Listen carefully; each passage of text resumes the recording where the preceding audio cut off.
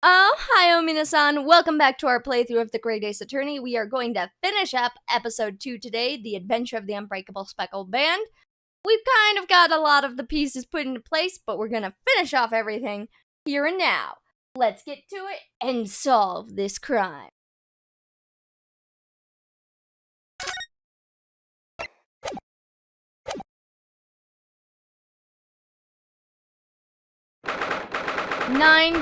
January, SS's Bureau, Miss Pavlina's cabin.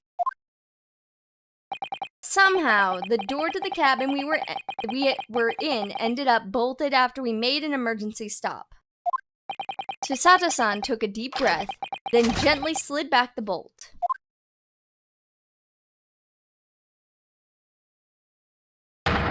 You! What are you doing in Miss Pavlina's quarters? Ah, you both look unhurt. Good. Yes, we're fine. Thank you. What on earth happened? We heard something about how we were gonna collide with another ship. Yes, it appears to have been a false report, though. Oh, how did that happen? There's a dense fog outside, so it's extremely difficult to see. Someone must have thought he saw a ship ahead. This person obviously triggered the alarm, and that's why we made an emergency stop. Everything in chaos. Passengers are screaming. Crew are running around everywhere. This first-class cabin area is the only quiet part of the ship at the moment. Oh, I see. Someone triggered the alarm. Does that mean that someone pressed that button outside? I can imagine a certain detective. Ah! You wicked intruder! Dressed in black! You are the devil! Sorry, me? I've been called a lot of things before, but devil is a first. You opened my traveling case! How could you? What? No, we didn't touch it. That's right, Miss Pavlina.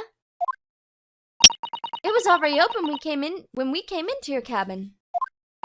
Inspector! Yes? Arrest this man! I know he did it! He's a criminal! Is it not enough that he killed a man? Da! And he stole away as well! If Vixen promises not to steal chicken, do you believe? Take him away! He is a trespasser as well as everything else! Stowing away, trespassing, killing? She's right. You are devil. It doesn't look good, does it? There is a cell below deck. Throw him in. Tomorrow we dock in Hong Kong. Then we give you straight to police. Wait, a cell? Please, Inspector Hosonaga, is there nothing you can do? This is a Russian vessel. I really have no jurisdiction here. After my last effort to appeal to the captain's good nature, I think I'm out of options. This is terrible. This is a real crisis. I've got to find a solution. Absolutely, we definitely need a solution. Immediately!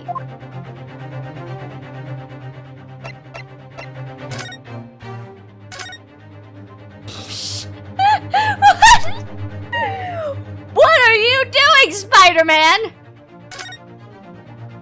What are you doing up there? Oh my god, he's got the tiara on his head! Gorgeous. Mr. Shlomes? Naturally, I was analyzing what the weight of 20,000 rubles feels like on one's head. I have not told you that, as a detective, it is my business to know what other people do not. That is mere tomfoolery, my boy. Oh, no. Well, why were you hanging from that hook before then? I'd like answers. Isn't it obvious to properly assess the weight of 20,000 rubles, naturally? I wish to determine if it would bend the conceit. Looking hook on the wall, so full of brag and bounce. I never know whether to take this man seriously or not. Ah, you again, the great detective. Ah, Inspector! I must confess I've been looking for you. I have something to report to you most urgently. Well, you might try looking for me somewhere other than a hook on the wall next time. What's the report? Speak! An urgent report from a great detective can mean but one thing. Yes.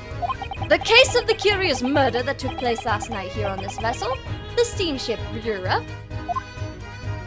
has been solved by me, naturally. Look how shocked she looks. She totally is the murderer. I just want to know why you did it.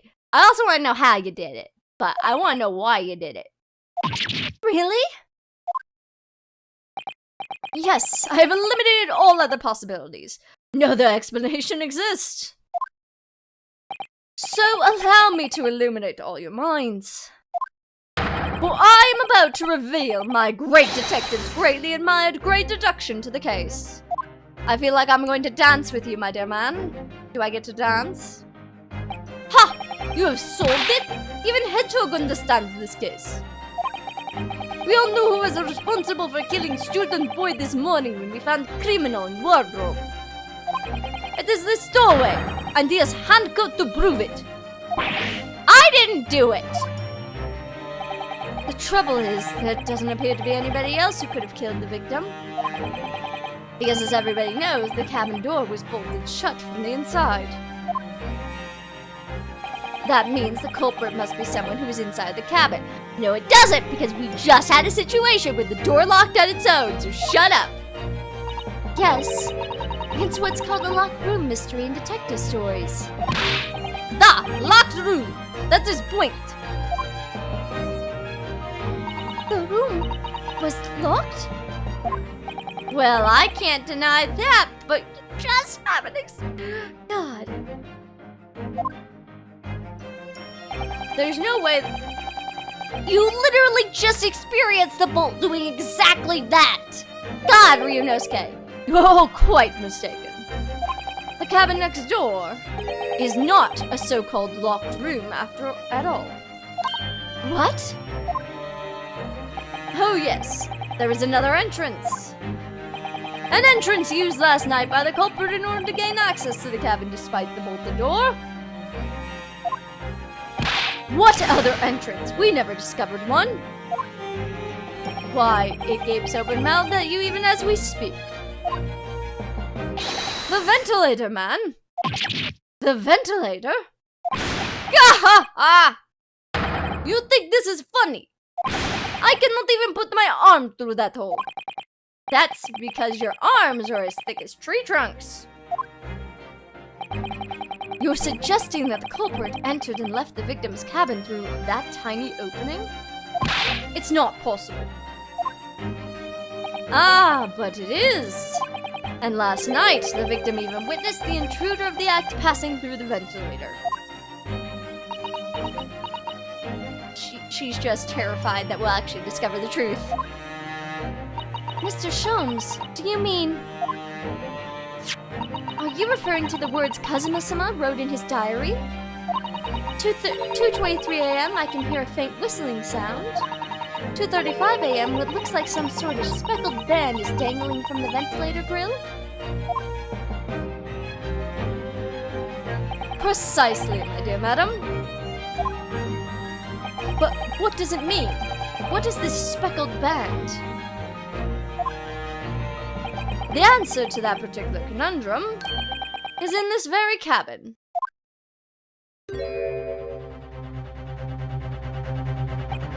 Mr. Sholmes, what are you doing?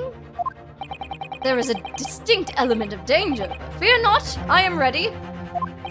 What I'm about to expose for you all to see will shock you to your cores. Behold! Ah! What the?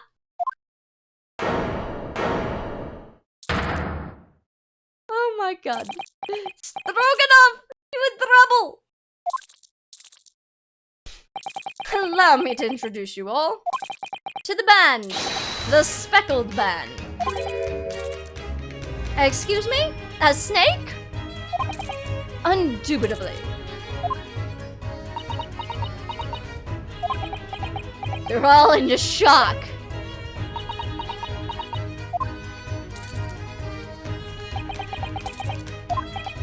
Mr. Sholmes, just one thing.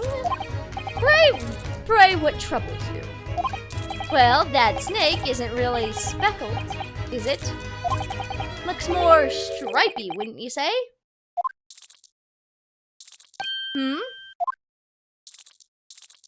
Yes, you're right.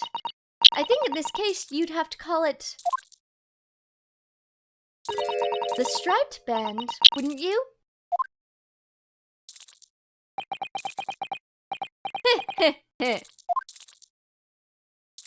You both see and observe with distinction, however. Do you not think that is precisely the trap to which the culprit wishes you to fall? My goodness, really? It's a trap. How exactly? I think perhaps it's time I explain the intricacies of my train of thought. Are you ready, Miss Pavlova? I'm sorry for the young man who died, but that is all. His death is nothing to do with me. This whole thing is nothing to do with me. There are two conclusions I have drawn from the facts. Number one, last night your friend infiltrated the victim's cabin. And number two, that same friend was responsible for the victim losing his life. No. She's turned white as a bowl of rice again. Sholmes must be right. He's hit the nail on the head. On one of his points, this young woman's friend killed Mr. Asogi. Can't even talk! Looks like he can't speak with that snake coiled around his head. I would advise as little movement as possible, Miss Seaman. You wouldn't want the fangs of that long friend in your neck. So everyone, let us begin. Herlock Sholmes is proud to present his logic and reasoning spectacular. And I would like if you took away my handcuffs so I could join in this dance. Intruder's identity. Miss Pavlova, moments ago you claimed the following. His death is nothing to do with me. This whole thing is nothing to do with me. Yet you cannot deceive yourself. Yes, when you recall those horrid events, your aching heart smarts with pain.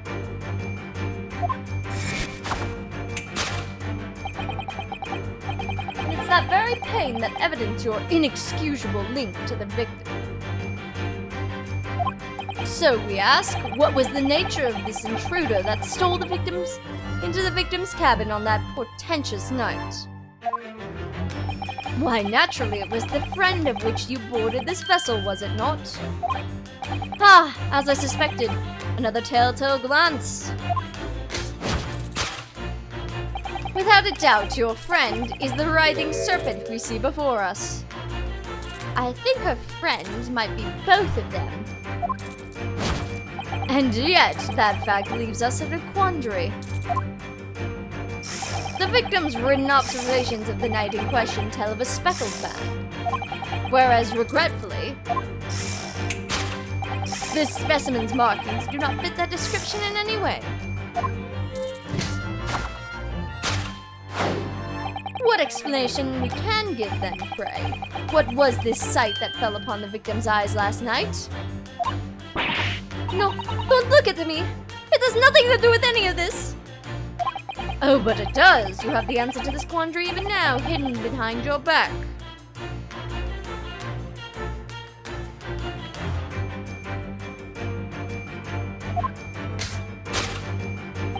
Yes, that which you are trying but failing to concede can only be the snake's sallow skin. Evidently, after the subtle and horrible crime, this most deadly friend of yours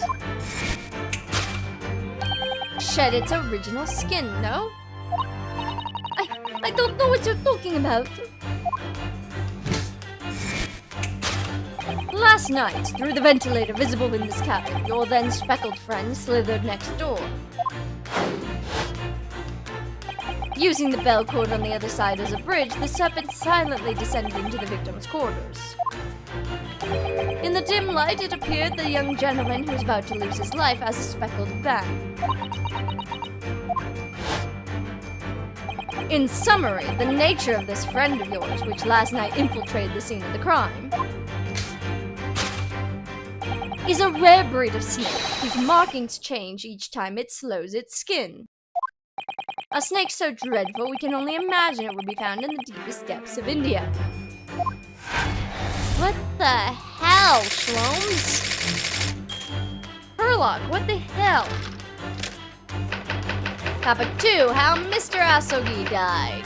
Well, obviously I know I can contradict you here if you think it's poison. Moving on, we come to the heart of the matter, the grim demise of the victim. How did this young man lose his life, and why? Also, why did he write in Russian if he didn't know Russian, which makes me think somebody who knows Russian wrote it? According to the data of which I have been appraised, it would appear there were no visible signs of injury.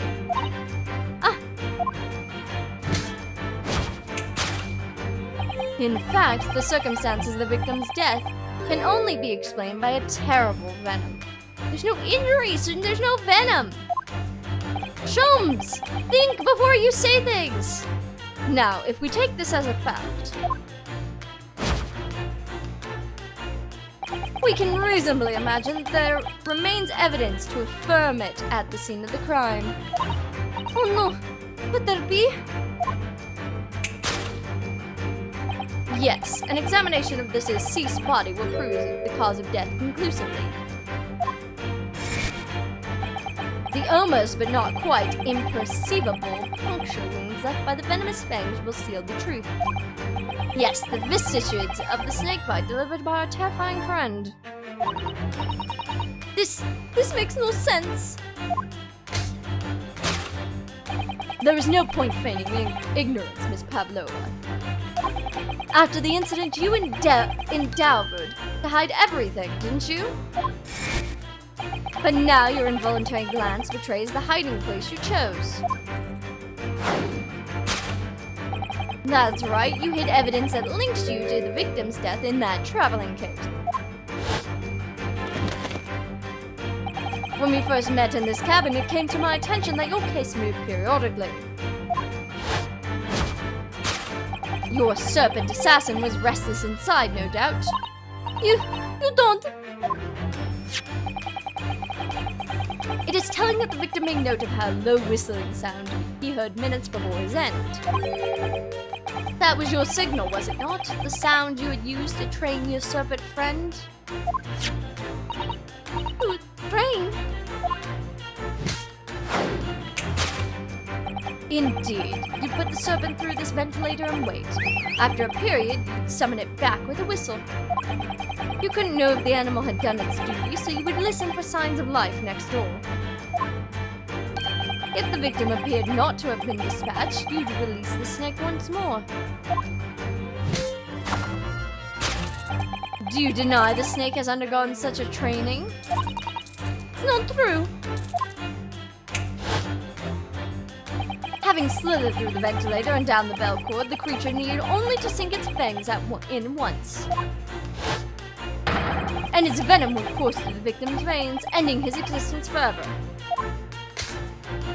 Sholmes, can I destroy your deduction? That is the true nature of the speckled band that took this poor young man's life. There can be no doubt, my logic is infallible.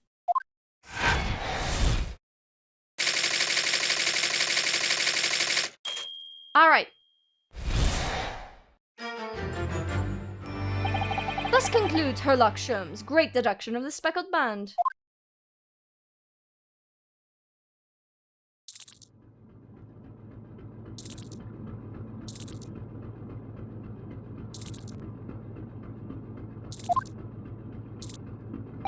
Miss Pavlova has trained her pet snake as a killing machine. There on the floor you will observe the saucer of milk. The promise of food is key to training any creature. Incredible.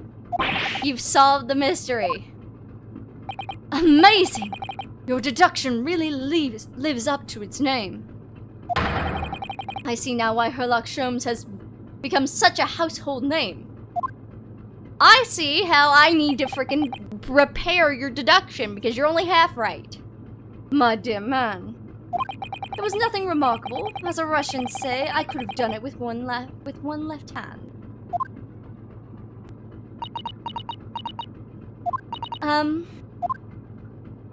Could I venture an opinion, Mr. Sholmes? But of course, what's on your mind? It's just about your deductions before. Some things don't quite make sense to me. I welcome questions as my method, and I will answer both loudly and proudly. Oh, well, good. First of all, snakes are egg-laying creatures, part of the reptile family. You are well informed, madam. And reptiles, don't drink milk. Ah! It's really only mammals that like to drink milk, you see. So, I'm not sure it would be possible to train a snake using milk as a reward. No matter. No doubt Miss Pavlina used some other treat to encourage her pet to do her bidding. Milk was merely an example, the logic holds. Well, there is something else. Snakes have no ears. Ah! Yes, so I'm not sure it would really be possible to signal to a snake by whistling. But madam, what of the tales of Araba? Have you not heard of the snakes that dance to the sound of a flute? I think perhaps the performers play their music in time with the snake's natural movements. Oh, I see. No hands, no feet, no ears? These creatures are so inept as to practically useless. Don't take it out on the snakes, Mr. Sholmes. There is one other thing. You have more? Snakes use the scales on their bellies to propel themselves. So, I'm not really sure that a snake can manage to climb a flat bell cord like the ones in the cabin. Then it should try harder. Please, don't be angry with me, Mr. Sholmes. The point is, even if the snake had gone through the ventilator to the next door cabin, it couldn't have come back without help. What I'm trying to say is that there are a number of reasons why it's difficult to imagine the snake could have had a part in this. I know, we destroyed you, but it's okay. We'll go into a dance of deduction and we'll figure out this mystery. Da-da-dots! Da-da-dots!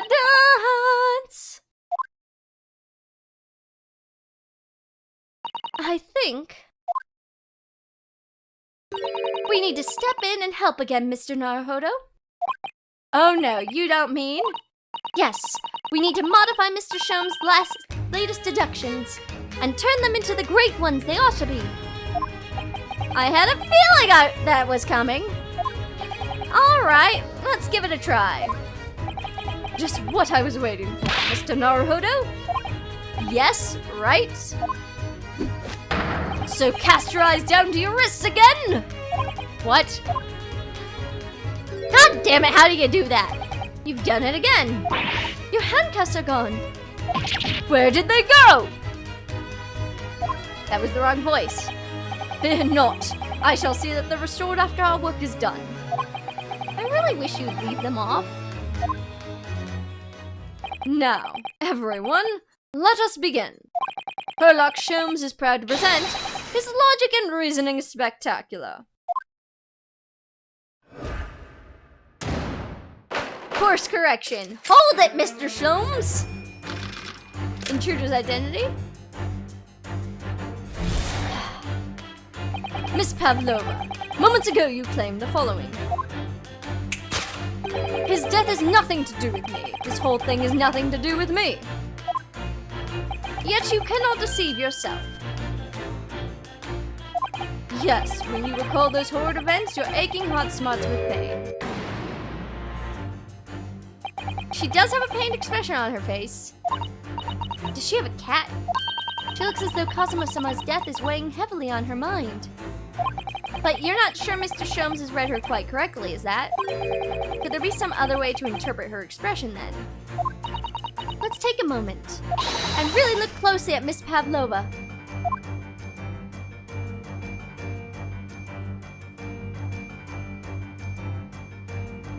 Ha ha! Oh, I wanted to present them. I wanted to present them.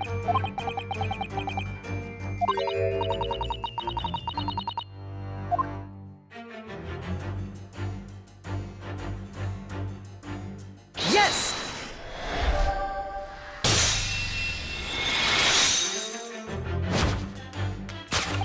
Yes, when you recall those horrid events, the claw scratches smart with pain. Indeed, and simple observation reveals that the wound is fresh. Miss Pavlova, did you in fact receive that scratch? Sometime last night? Ah!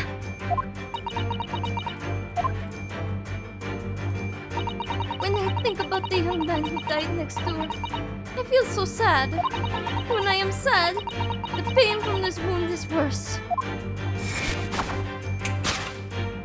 And it is that very pain that evidences your inextractable link to the victim's death.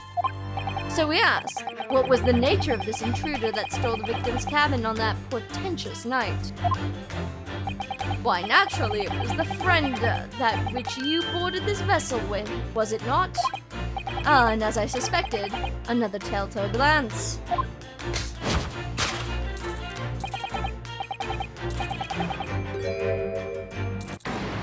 Without doubt, your friend is the writhing serpent. Seems likely the scratch mark on the back of Miss Pavlova's hand was made by this friend of hers, doesn't it? Except, snakes don't have claws, do they?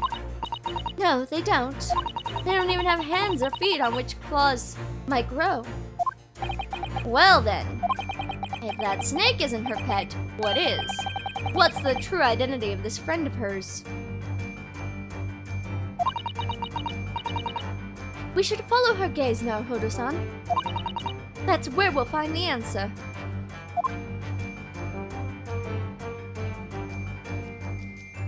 Yes!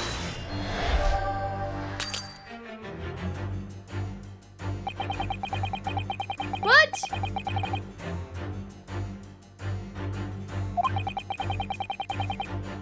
How did I mess up? I messed up! Alright, I'm gonna look at it, but I'm positive that's what I was supposed to look at.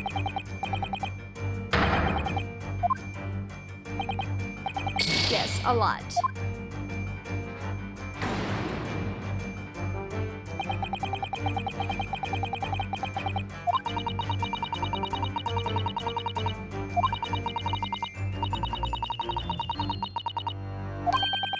Really ought to narrow it down.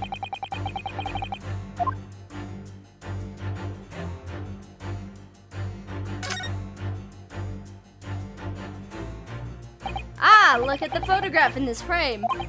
This must be something Miss Pavlova brought with her when she ran away. She's exceptionally beautiful, isn't she? Yes, that's true, but personally, it's a little black creature she's holding that caught my eye. Maybe we'd better take a closer look at this. Yes! Okay. I was like, I know that she was looking at the photograph. Without doubt, your friend is the little kitten we see before us. Yes, the scratch on the back of your hand makes that abundantly clear. Oh no.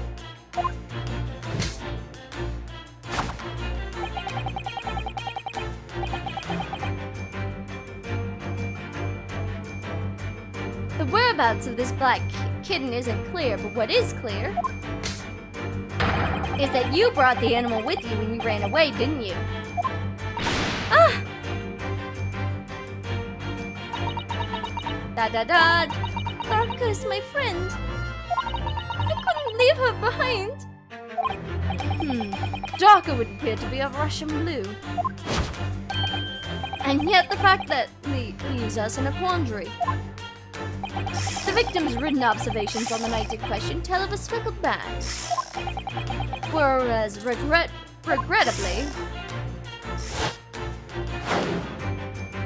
this specimen's markings do not fit that description in any way.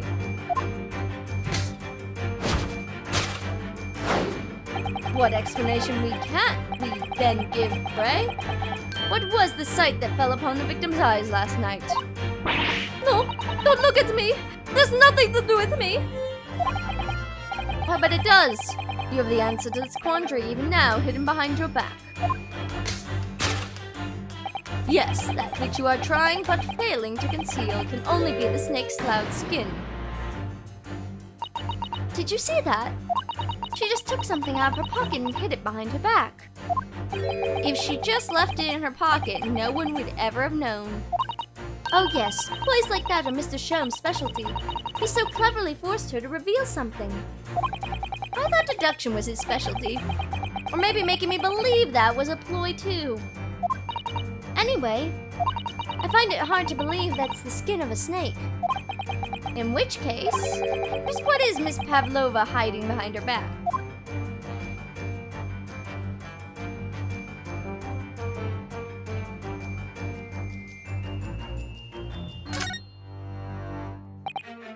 Well, it's speckled and it's a band, but what is it? Seems to be soft and fluffy. Long piece of cloth or something? And that looks like a handle at one end. I think it may be a cat's toy. This is sort of common in the West, apparently. How is that a toy for cats? Cats like to chase the band around and paw at it. Kittens in particular love that sort of play. You only need to wave it in front of them and they pounce to catch it. Ah, that sounds positively adorable.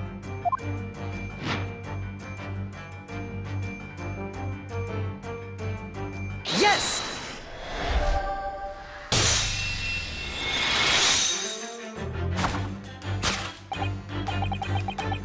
Yes, the thing you are trying but failing to conceal is, a cat's toy.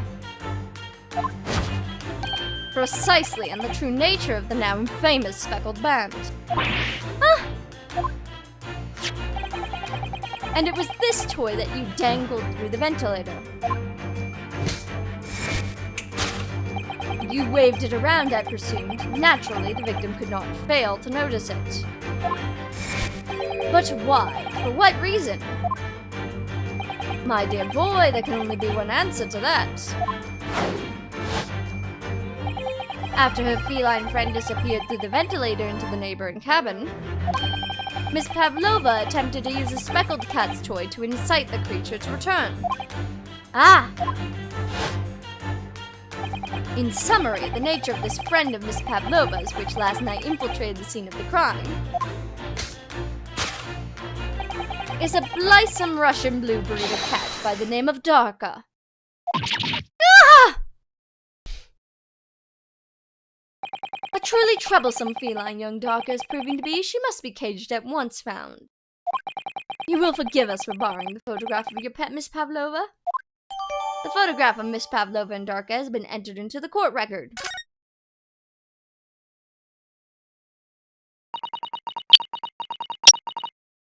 It was after I gave her food last night.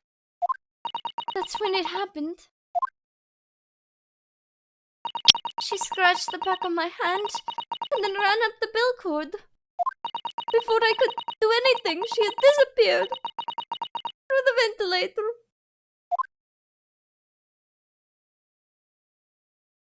Darka, she is so naughty.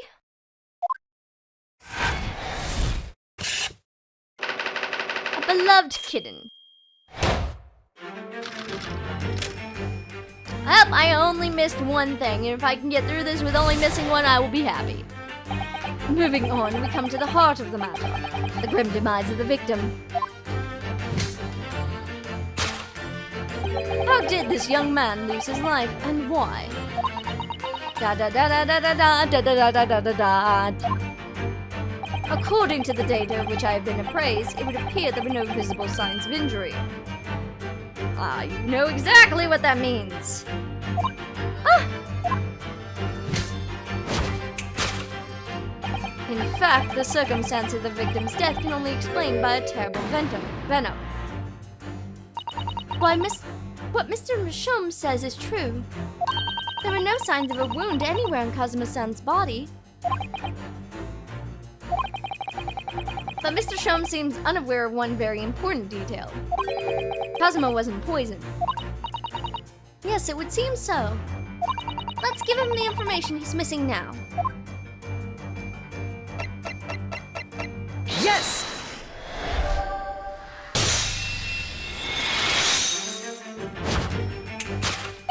Look at Ryunosuke just looks so good in these elements. In fact, the circumstances of the victim's death can only be explained by the post-mortem report.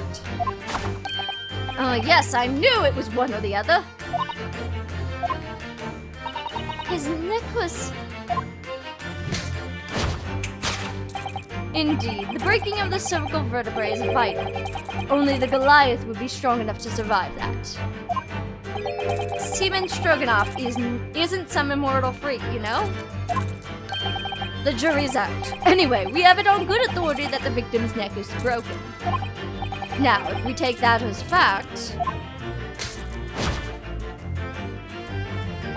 we can reasonably imagine that there remains evidence to affirm of it at the scene of the crime.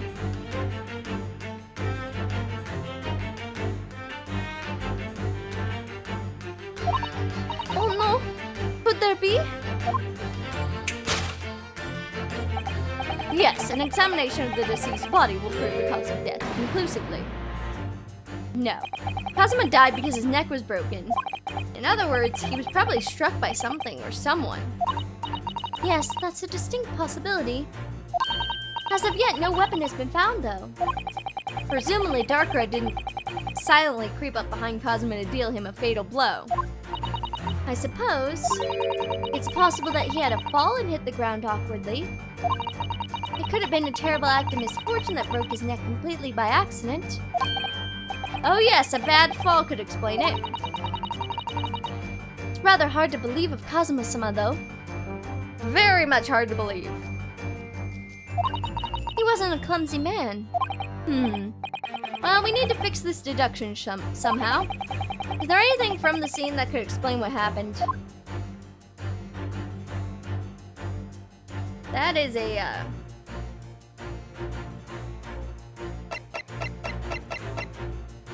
Yes! Thank God. Yes, an examination of the mark on the floor will prove the cause of death conclusively. This particular mark, so prominently visible next to the victim's body, is a deposit of shoe polish. Shoe polish. Shoe polish? Indeed. Positively identified by a little analysis device I constructed, which I carry now as a matter of course. Beeswax, tallow, and dye were my results. The undeniable ingredients of shoe polish. And the color of the polish is a perfect match with the color of Mr. Asogi's lace leather shoes. Looking at this mark, it's not hard to imagine what happened. For some reason, Mr. Asogi must have caught his foot at that point on the floor and tripped. Please, no. And, by dreadful turn of misfortune, caught his neck against some unmovable object as he fell to the floor.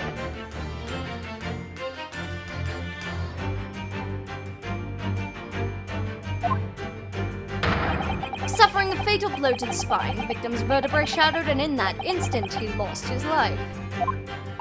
No! I don't know. I don't know anything about this.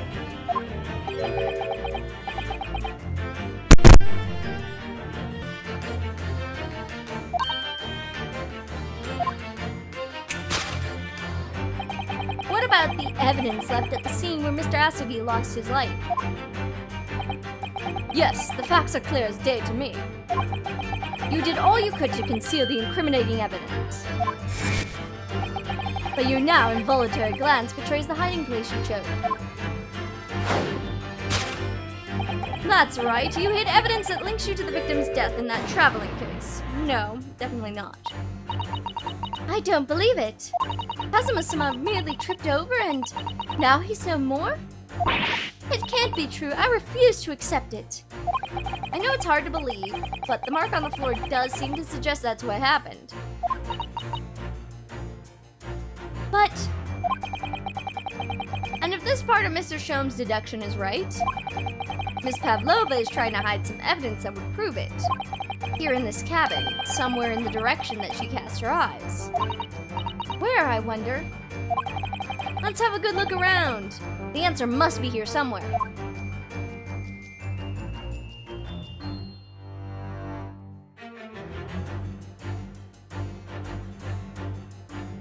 Yes!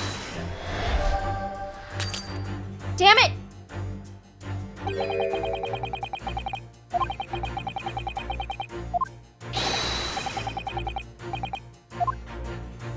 I need to examine the wastepaper basket. Wait. I know! Stop repeating this!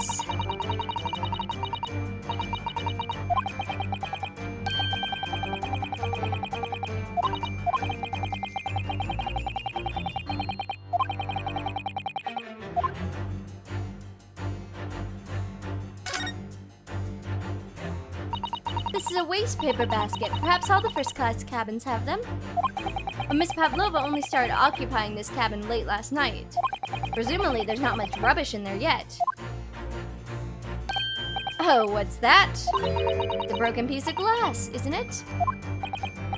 Yes, it is, and I feel like I've seen it somewhere before. It looks familiar. Perhaps there's more on your mind than simply playing tricks on you. Yes! I get that I had to examine it, but at the same time, if I'm correct in the fact that it's in the basket, it shouldn't count as a miss. Especially if you don't change what the wastepaper basket is. It's just utterly stupid. Ah! Here we have a fragment of some intricate glass object, it would seem. One that has a familiar air, in fact. Precisely, we found another piece of broken glass on the floor in Mr. Asogi's cabin. And as you can see, the two pieces fit together perfectly. Oh no! So, Miss Pavlova, shall we consider what this tells us? Why would it be that part of the glass object, which was evidently broken at the scene of the victim's death, should be found in the wastepaper basket in your cabin?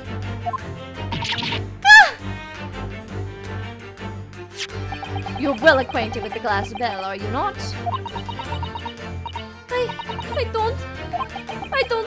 I don't know is the hush Russian accent of yours won't save you this time, dear girl. Why? Because we have conclusive evidence linking you to that bell in question. What? Take it away, Mr. Naruhodo. Yes. The evidence linking Miss Pavlova and the little glass bell, that would be a picture of her in the kitty cat. Yes! If you look at this photograph, you can clearly see, hanging from Darka's collar, is the very glass bell in question.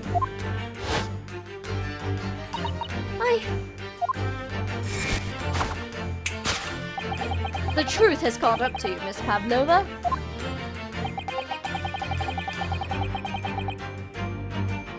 The young man who lost his life last night did so after a truly inauspicious fall. And the cause of that fateful stumble?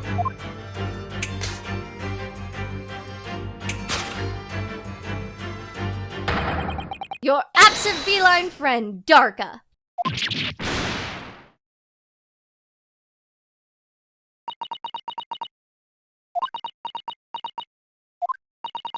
couldn't tell anyone. I'm sorry.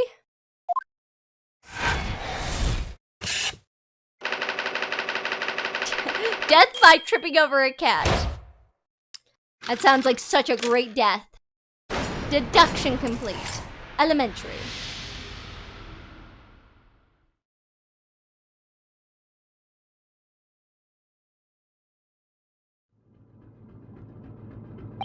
Why don't you tell us now, Miss Pavlova?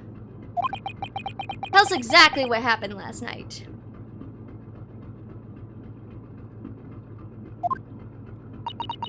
Da-da-dance! It was a little after 1 in the morning.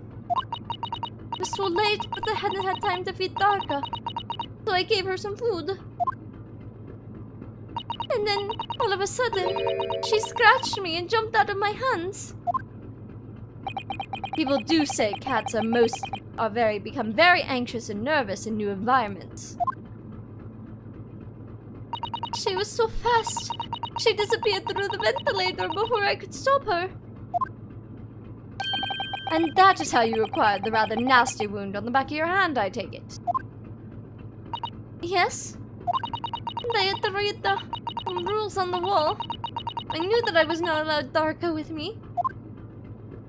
Yes, modern science suggests that animals can carry infectious diseases. It's a precaution, really. So I listened and listened, trying to hear if there was some noise in the next cabin.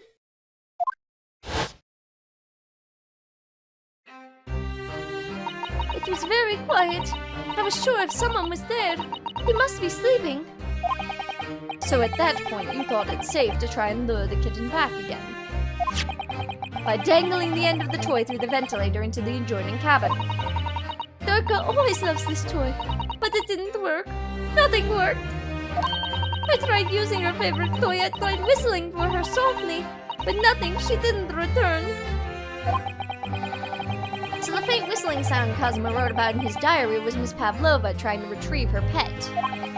Cats have a propensity to remain hidden in the shadows when frightened. Yes, so there was nothing else I could do. I just had to wait until she calmed down. But then...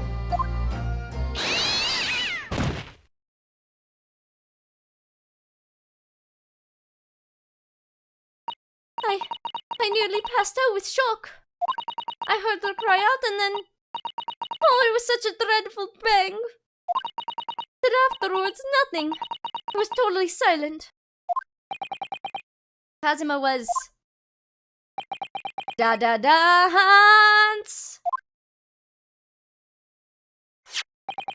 From the appearance of the brown mark on the floor, it seems likely that what you heard was the victim slipping on the glass bell and tripping up. The SS Pure is a large vessel, but even she can punch and roll violently without warning. If Mr. Asogi was already off balance as a result of the ship lurching when the kitten got under his feet, the combination of unfortunate factors could have easily caused him to fall over. Da-da-dance! But what became of the kitten afterwards? She retrieved it. In the end, I managed to get her to come back through the ventilator. Oh no, you went into that goddamn room! Yet Darka is nowhere to be seen. I must have forgotten to lock my case. And now she's disappeared again. Gracious, that cat is insufferably restless as I am.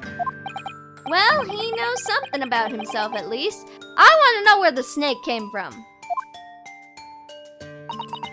When I woke this morning, I heard the young man was in the cabin next to mine and died. But I couldn't bring myself to tell anyone what had happened. You wrote in Russian on the floor, lady. Like, obviously. I was too scared. Scared that they were to send me back.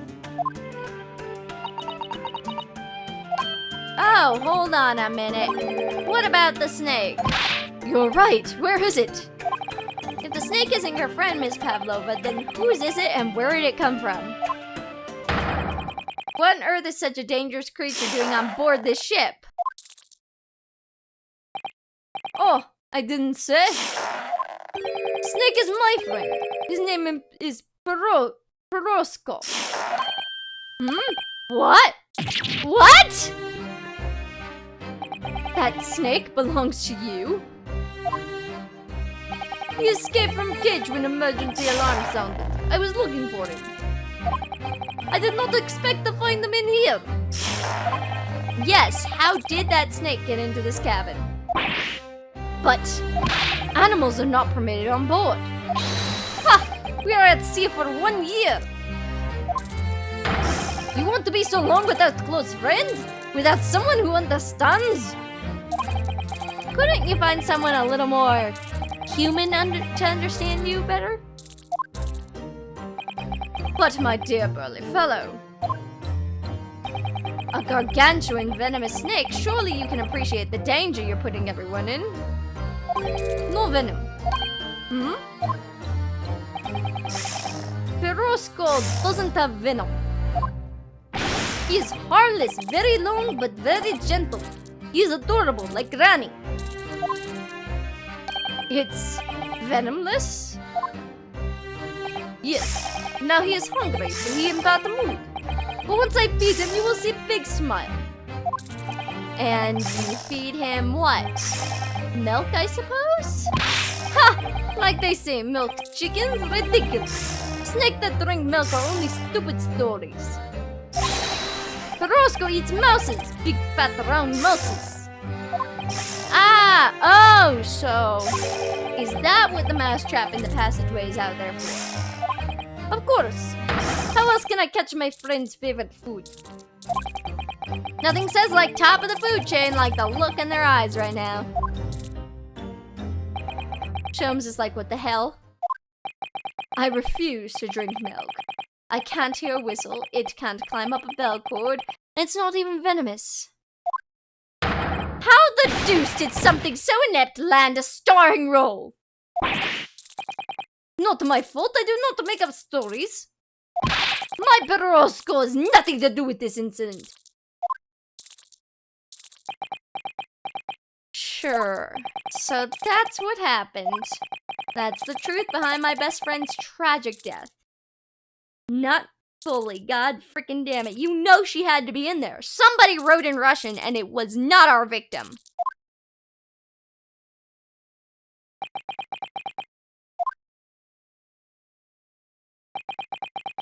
Silence. It's just permeating through the room.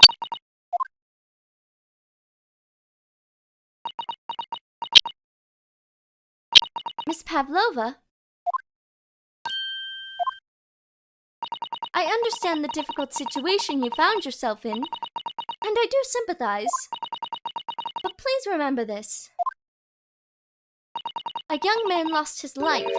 If you're going to attempt to cover up your guilt with lies, then no matter what the circumstances, I cannot forgive you.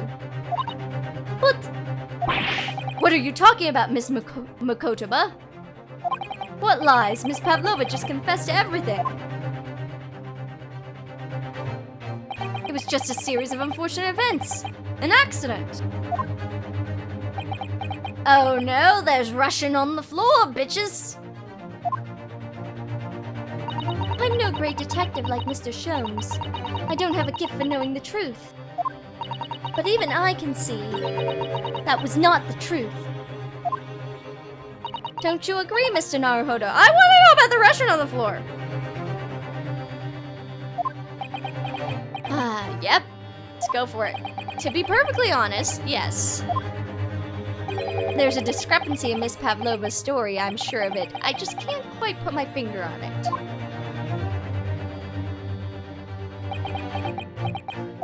I confess.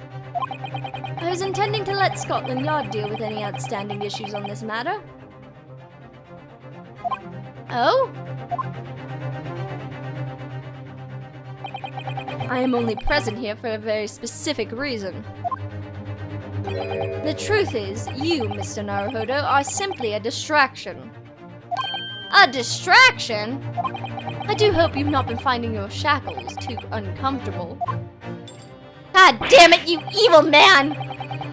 Ah, not again! When did he do that? Especially as they're on your wrist as a result of my intervention. I was rather hoping I could resolve matters before we made our next port call. You were Mr. Sholmes? Yes, but I overlooked one important detail.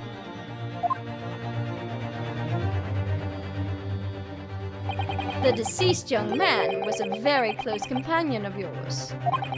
Was he not? Yes, he was. Why? What's it to you? Yes? Kazuma was my closest friend. I owed him my freedom even.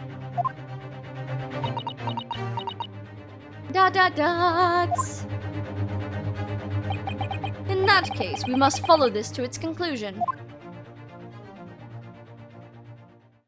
No further distractions. You must uncover the real truth here, Mr. Naruhodo.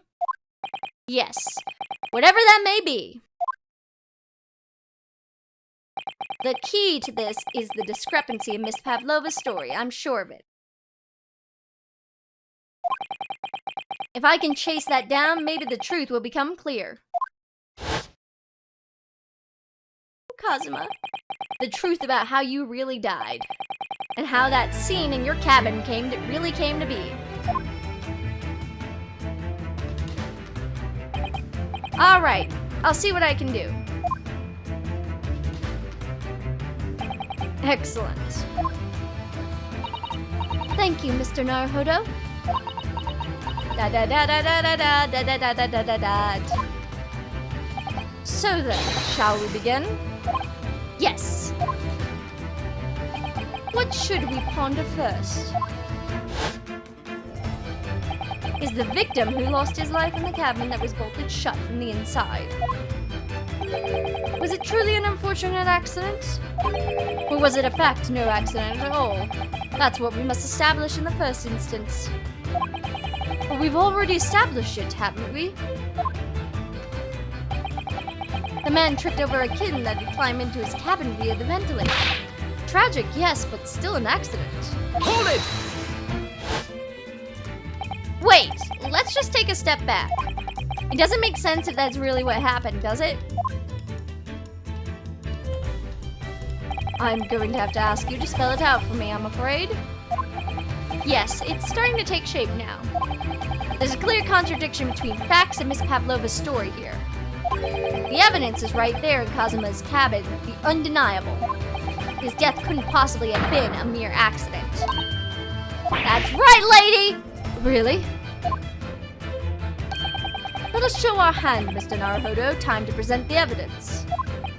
The evidence that proves unequivocally that the victim's death was no mere accident.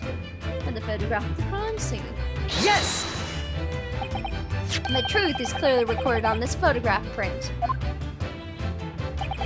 There's no way that Mr. Asogi could have left this message on the floor. That script. It's Russian, isn't it? Indeed it is. The word written means wardrobe. I see what you mean. Most people would leave a dying message in their native language. Japanese in this case. But maybe he was studying Russian. It is simple language. He could have picked it up very fast. That doesn't seem likely. That's actually not the point. It makes no difference whether you knew Russian or not. Sorry, what do you mean? Exactly what I said before. There's no way that Asogi could have left this message on the floor. And the reason why is clearly explained in here. Damage to the cervical vertebrae resulting in instant death. Instant death. Ah! Which means, after the victim fell to the floor, he couldn't possibly have written anything. Because he was already dead. That's right, lady! That's not the only reason either. There's something else we found in Mr. Asogi's cabin. A remnant of something that couldn't possibly have been there if Miss Pavlova told us was true. What? So, Susato-san has noticed it too then.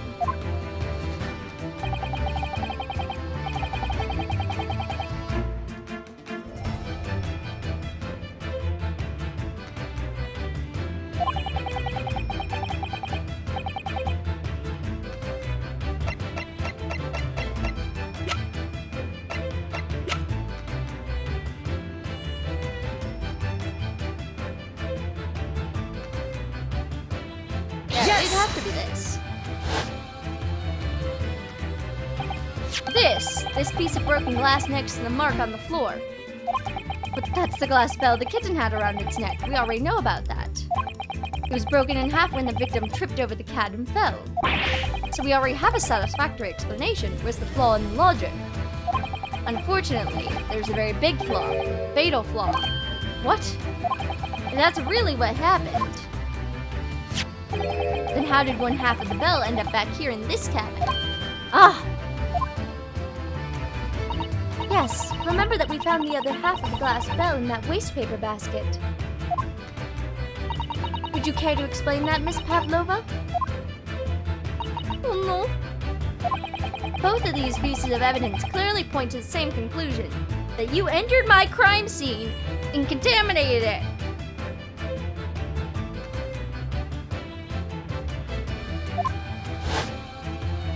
That when Mr. Asogi died last night in his cabin, there was someone else in the room. And that same person deliberately arranged the scene to disguise the truth, in order to cover up his or her own guilt. Yes, there was someone else present in Mr. Asogi's. Hold it! You are wasting time! Someone else was there? Duh, of course, we know this. What are you talking about? Bulkhead was bolted shut from inside. There was no way in or out. Oh, yes. And the only other person in the cabin was one young student died was you. Yes! I mean, that's not the thing I would say yes. It's true, I was in the cabin when it happened. You were shut inside the cabin wardrobe, to be precise about the details. But I don't know Russian. There's no way I would have left that message. Not would have. There's no way you could have left that message. To be precise about the details. Would you mind? Forgive me, my dear fellow. As I was saying, the person in question wrote the word wardrobe in Russian on the floor. And in an attempt to incriminate me for the crime, even though I'd been asleep in there the entire time. And then the same person picked up the broken glass bell that had fallen to the floor, for fear of it becoming evidence that would show how Mr. Asogi really died. But why wouldn't this person have taken all the pieces of the bell away? Leaving half behind was always going to raise questions. Yes, well, it was past 1 o'clock in the early hours of the morning. The cabin would have been quite dark. The single small lamp suspended from the ceiling would barely have cast a light on the floor there. Little wonder then that the culprit failed to notice a fragment of the tiny item.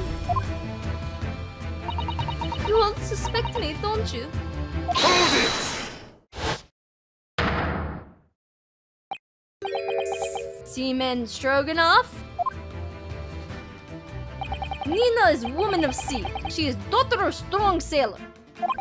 2 years ago, they noticed her dancing skills and she went away to join ballet company. But before, she was dancer on this ship, member of this ship's band.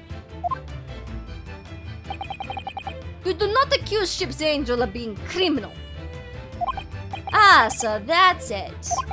You say that when you young student died, Nina was there in his cabin. But that's not possible. I give my tooth. Well, this is all more interesting. And why would you give your tooth, pray? How can you be so sure? You are a great detective. You should know. Look truth in the eye. Cabin bulkhead was bolted shut from inside. Nobody could go in the cabin. Not Nina, not anyone.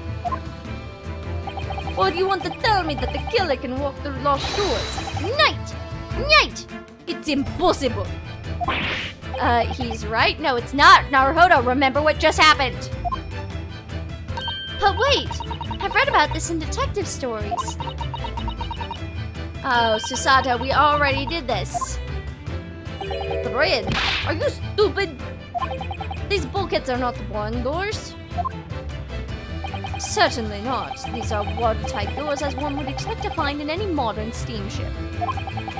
Constructed on heavy steel with not a gap in sight, no threads or needles or magnets could have been used. No, of course not. I thought so too. But Shut up, Susato! Susato-san, how could you shift it onto me like that? So Seaman Stroganoff has a valid point. The cabin door couldn't have been bolted shut from the outside. Not necessarily. What? I put it up to you that I could bolt this cabin door without laying a finger on it. And I'm in this very cabin. We can see the traces of the method I have in mind being used before. I don't believe it. Well, Mr. Naruhodo, I believe you know what I mean, don't you? A way to shut the bolt of the cabin door from the outside. One way does spring to mind, yes. Do you really know what Mr. Shums means, Mr. Naruhodo? Yes, and so should you. Because we've seen it happen. Indeed we have. So, would you care to do the honors, Mr. Naruhodo? Point out the telling signs of the method that was used to slide the cabin door bolt across the outside. Yes! Look at the bookcase there. See how all the books and things have toppled over? That must have happened when the ship made its emergency stop before. That's right. It's a very powerful vessel after all. When the engines are thrown into reverse, a violent jolt goes across the entire ship. Any small objects that aren't fastened down are bound to fall over. I believe... Yes, it's what's known as the force of the inertia acting on the objects. Is there nothing Susato-san doesn't know? Or that isn't in her book at least? Well, whatever it's called, the same force that pushed those books on the bookcase also made something else in this cabin move. The bolt on the cabin door. Ah! It was very obvious just after the emergency stop that the ship made earlier. We had come to this cabin not long before and we hadn't bolted the door. But then...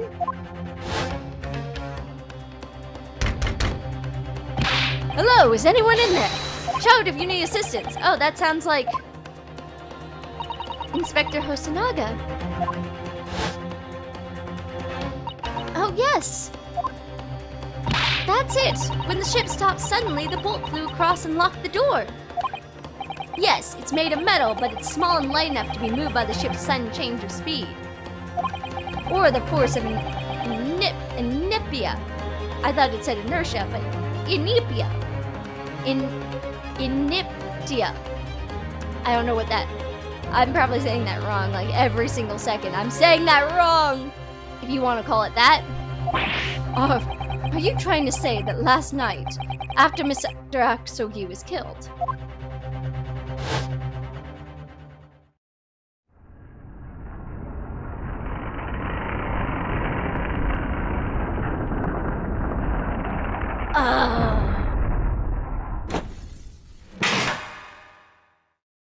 Killer got so lucky. The SS's Bureau made an emergency stop? When I woke up this morning and looked around the cabin, I thought it looked a little odd. All the books on the shelves had toppled over, and all the ornaments. It was almost as if someone had run their hand across the shelves and deliberately knocked everything over. Oh yes, I remember that. And I stood them all up again, didn't I? Then when we came into this cabin, we were surprised to see the same thing here. All the books and everything had toppled over, just like in Mr. Asugi's cabin. Oh my! Do you have anything to say about this, Miss Pavlova?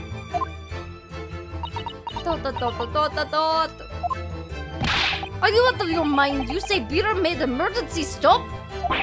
It does seem a little far-fetched. How could that possibly have happened? Unless you're saying that the culprit is actually someone from the engine room. I'm saying someone pressed an emergency bell outside this very freaking cabin. Oh, it is simple enough. Are you forgetting the button on the passageway outside? Used to trigger the emergency alarm? Oh yes, of course. There was a notice, wasn't there? Telling you only to press the button in times of emergency. On dark nights when the fog is dense, the captain cannot afford to rely on the eyes of his lookout alone. Hence the placement of a number of buttons around the vessel to allow any crewman to raise the alarm. There's that sort of button. One is almost compelled to press it to satisfy one's curiosity. Wait, it was you? When the button was pressed, two things happened in the interest of safety. The emergency alarm bell rings and the vessel comes to a complete stop. And as indeed it did a little earlier today. He pressed the button. Oh, I love you, Shlomes.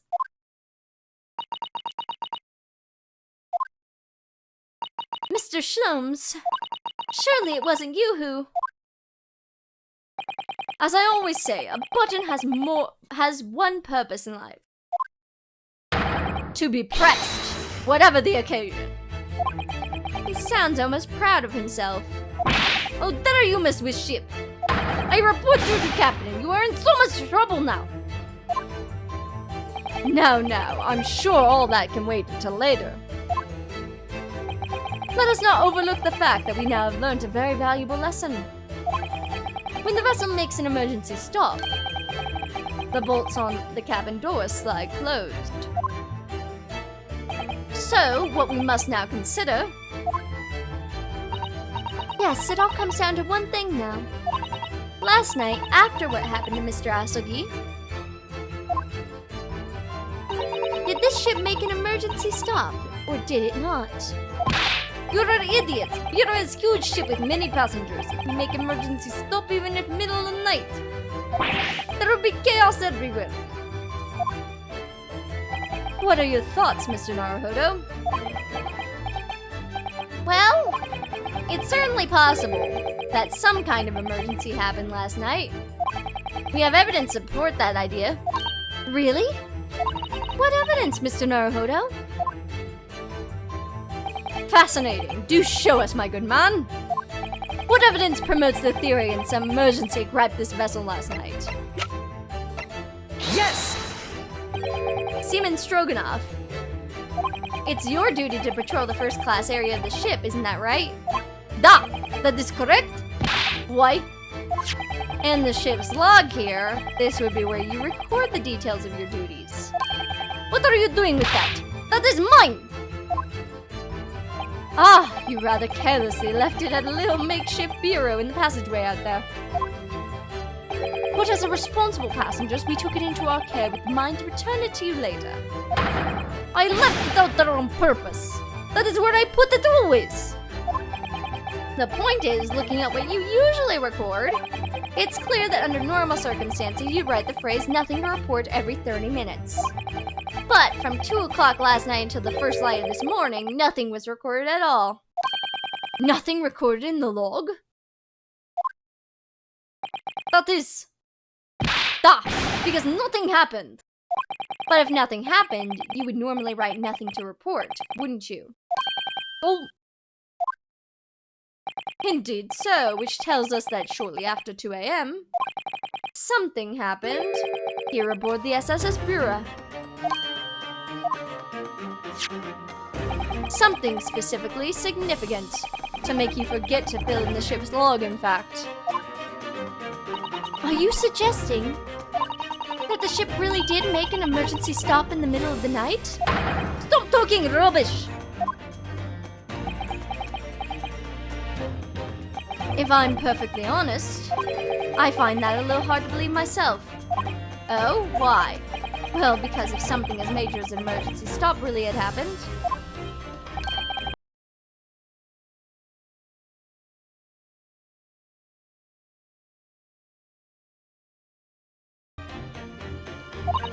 Thanks the emergency stop we experienced earlier, we all know what it feels like now. But it's 2 in the goddamn morning. We were all asleep.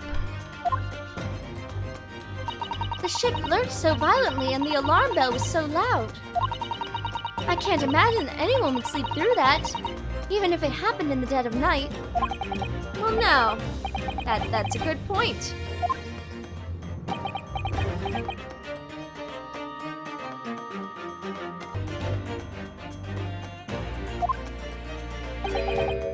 What of the throbbing?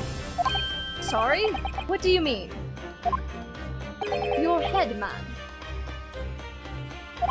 The throbbing of your head since this morning? We have all suffered what with it. Ah!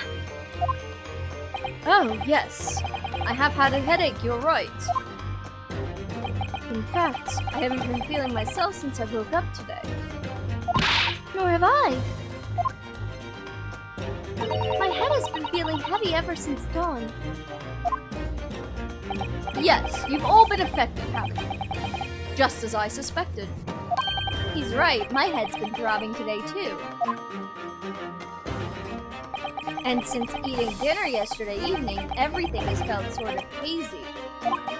I can't really remember anything that happened after I climbed back inside the wardrobe. Then the first thing I noticed this morning was the throbbing pain in my head. I had already been dragged out of the wardrobe, and those handcuffs put on me by that point. Why didn't I wake up when all that was happening? Tell me, Mr. Naruhodo. You boarded this vessel as a stowaway, didn't you? Oh, well, yes. Sorry? The stowaway class of accommodation doesn't usually include meals. What did you survive? Oh, well, Kazuma looked after me. He was always happy to share his meals. So you enjoyed some of the whole roast chicken dish that was served yesterday evening, I take it? Yes, in fact. I had all of that. Kazuma wasn't fond of chicken. Oh, really? So the victim didn't eat any of the chicken at all? That's right, he didn't touch it. Is that relevant? My dear fellow, does that not strike you? Oh, Mr. Sholmes, do you mean to say that there was something wrong with the chicken? I do?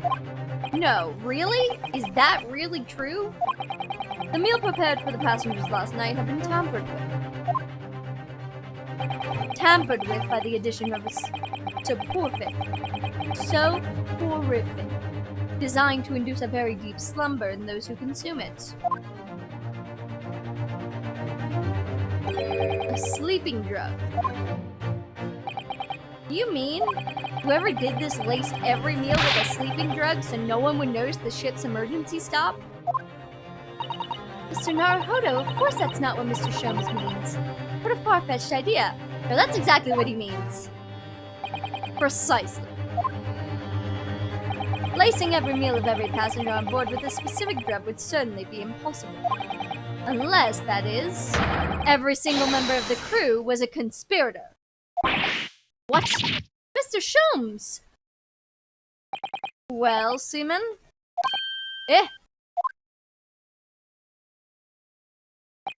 I'm sorry to say that any more deception in this matter will get you nowhere.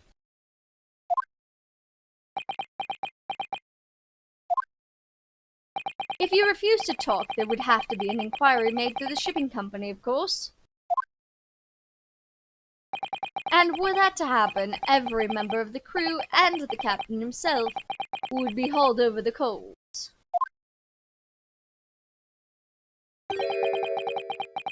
For aiding and abetting a renegade.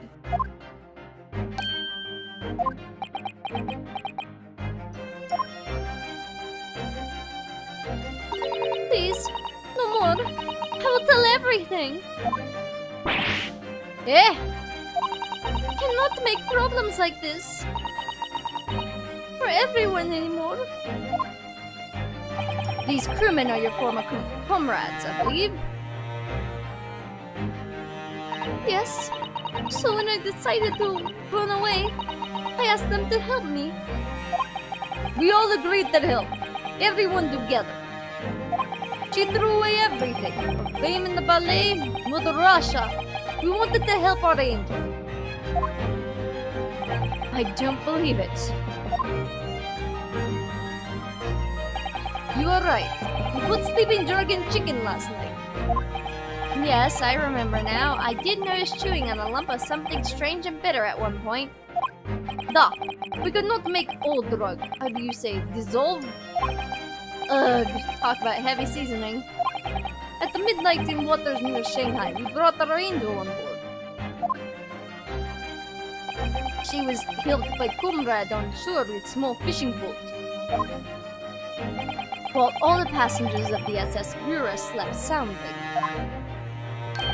Thanks to the almost magical effects of the slumbering-inducing potion their evening meals had prepared. So, if that's what happened, the only people awake on the ship last night were the crew, people who disliked chicken, and the newly boarded passenger, Miss Pavlova. And that means it would have been possible for you. You could have used the emergency stop to trick the lock in Kazuma's cabin.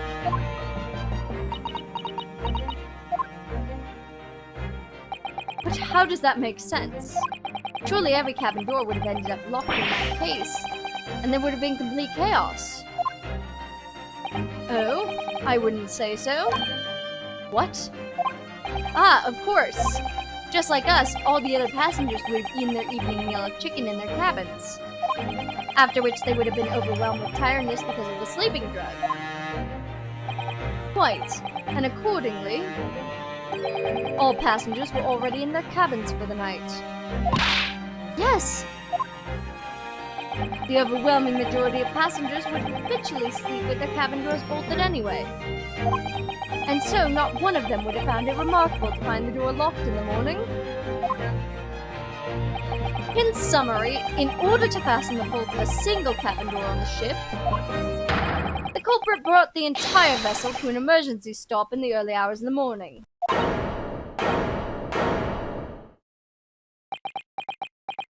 Thoughts. You have talked long time and said many things. What is point? The point is what I said earlier. There was someone else present on the scene when the victim lost his life last night.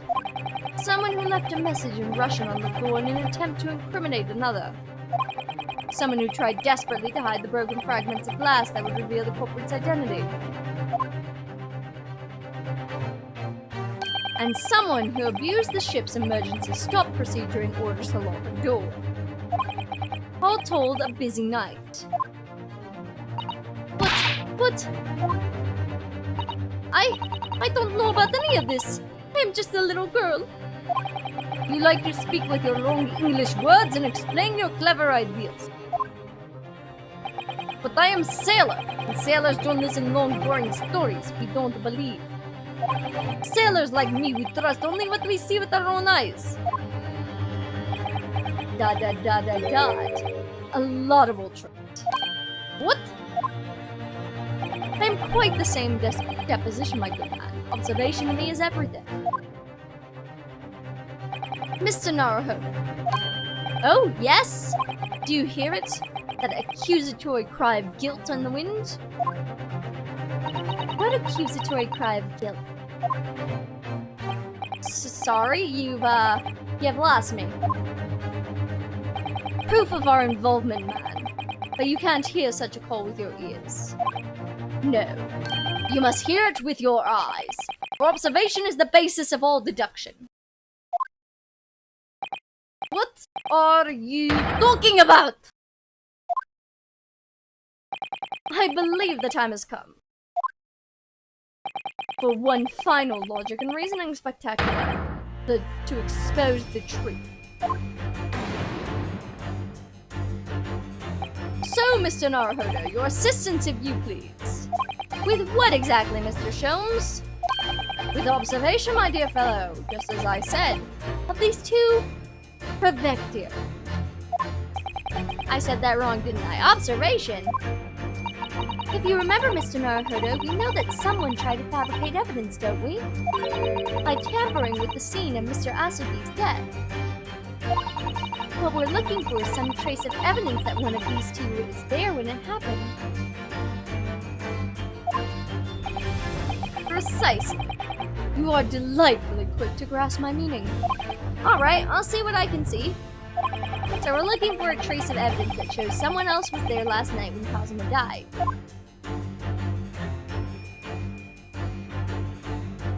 Ink! Yes!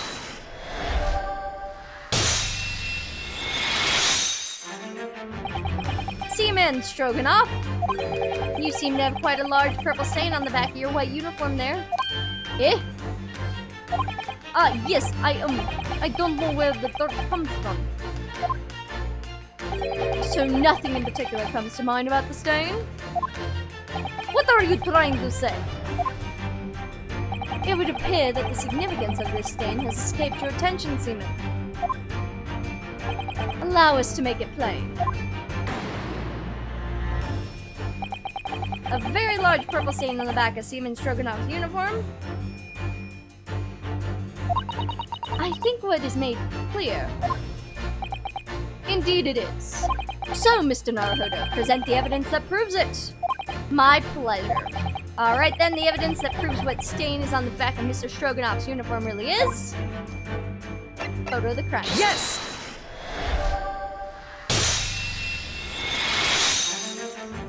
Yes, it's the photograph, and the ink it shows. That's what caused the stain on your uniform. Ink. A rather unusual color of ink, purple. Ah! Ah, the penny drops. At last. Now you see the significance. The Russian word on the floor next to the victim's body was written in purple ink. And the stain on the back of your uniform is ink of the exact same color.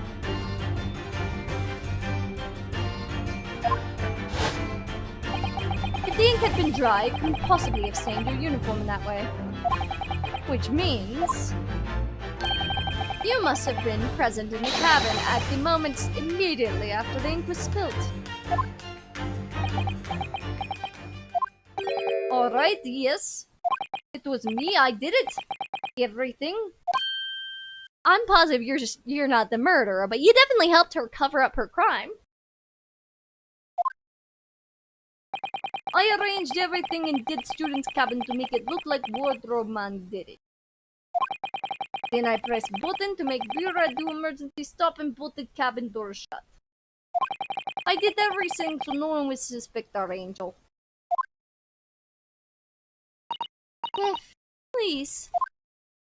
Beef. Don't worry, Angel. Let me do talking. It was after 1 in the morning. I was on duty patrolling passageway. Then our angel came to me. It was white like sheet. Beef, please. You have to help me. I went with her. The door to the cabin number 1 was open. When I looked inside, I saw student Boy on the floor. Boy on the floor. What happened here?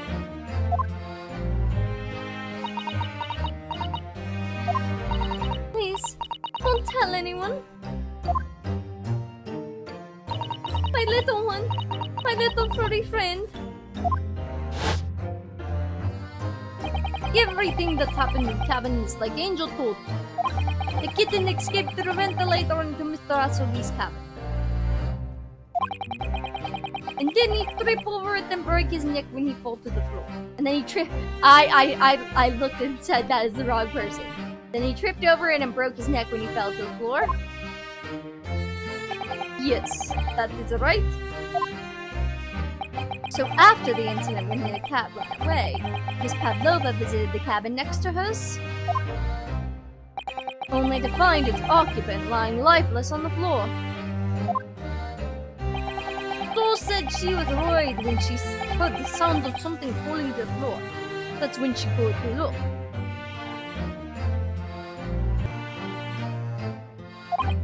No, Angel?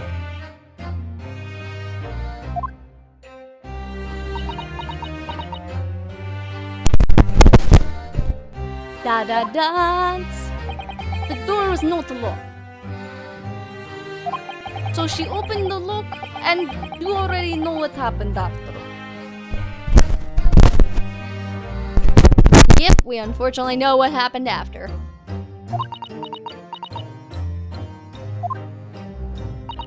There's just one thing, if you wouldn't mind. What? When you went to Mr. Asagi's cabin, Miss Pavlova, was he already dead? Why? I already told you. When Nina opened Dora's student's cabin, you look inside. I was asking Miss Pavlova. Well, Miss Pavlova?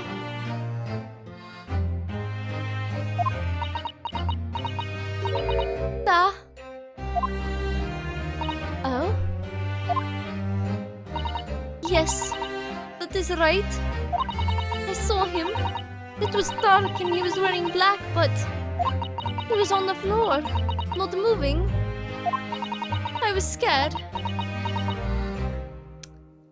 And unfortunately, I still think you're lying to my face. I understand, and I believe you. I don't believe you, though. So, is that finally it now? Have we discovered the real truth about Kazuma's death at last? Ah, something very nearly slipped my mind. Oh, Mr. Sholmes? This photograph. Yes, I took it myself, you know. The cause of death was a broken neck, therefore the victim died instantly. And the unfortunate incident that precipitated these events, a kitten on which the victim stumbled. However, if those are the facts, there is one particular area of this photograph that seems to me unnatural. The closed fist. What do you mean unnatural? What are your thoughts on the matter, Mr. Naruhodo? Oh, well, yes. Absolutely. If Kazuma tripped and fell, and by some terrible stroke of bad luck broke his neck, which part of this photographic print seems unnatural? Yes! Alright, if he really fell due to an unfortunate accident, then his fist just doesn't seem quite right. The exact same thought occurred to me. In a fool if one's instinct is to open the palms flat. Yet here we see the victim with his left hand tightly balled into a fist. Almost, you might say. As though he were gripping something. Did he grab an earring? Is that why she only has one earring? What do you mean? Simply that I took the liberty of investigating the victim's fist a short while ago. You did? And what, pray, do you imagine I found there, my dear fellow? Mr. Sholmes, show us, please. Why, of course, my dear madam. Would I keep you in suspense? This is what I found. Oh, a crescent moon with a little gemstone in the middle. Yes, you're right. A crescent moon. It's very pretty, but what does it tell us? It tells us that somebody missing an earring. It tells us nothing. I'm not so sure. That crescent moon looks familiar somehow. I'm sure I've seen it somewhere before. Observation, Mr. Naruhodo. That is the key. What? The truth is now tantalizingly close. How did that crescent moon come into Kazuma's clenched fist? This is the final clue, the last piece of the puzzle. Ask yourself, what does this little crescent moon mean? What significance has it? And observe! Find the answer with your own eyes.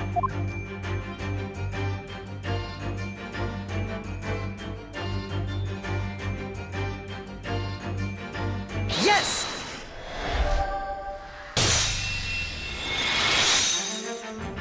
Miss Pavlova, on your ear there. I see that you have a crescent moon as well. Ah! What? And on your other ear, there seems to be a crescent moon missing. A little link holding onto it must have broken, I suppose.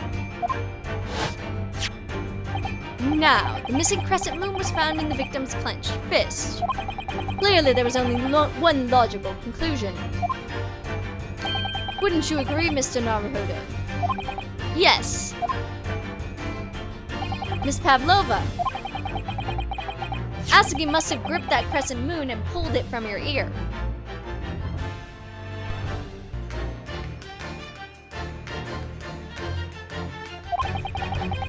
Perhaps just moments before he fell to the floor. In other words, last night in Mr. Asugi's cabin, you witnessed the moment when the victim fell with your own eyes. In fact, you were quite literally an arm's length from him.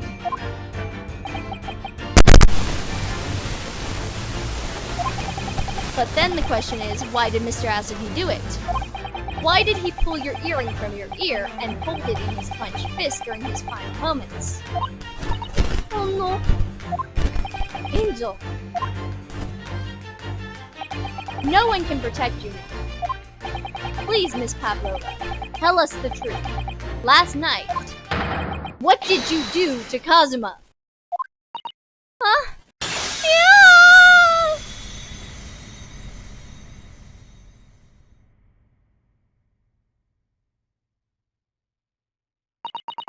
When I think about everything that happened yesterday, it was too much.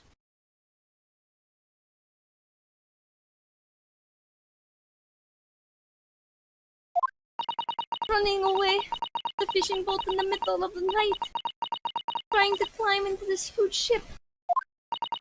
And then I was at last in this cabin and I could relax after this horrible long day. Darka, wait!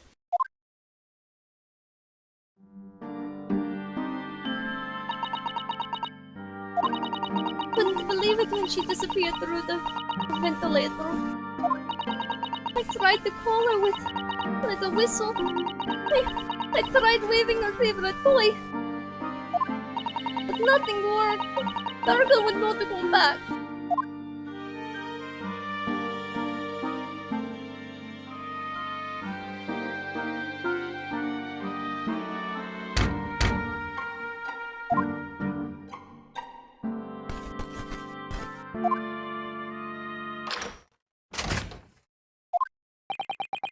What are you doing here at this time of night, Inspector?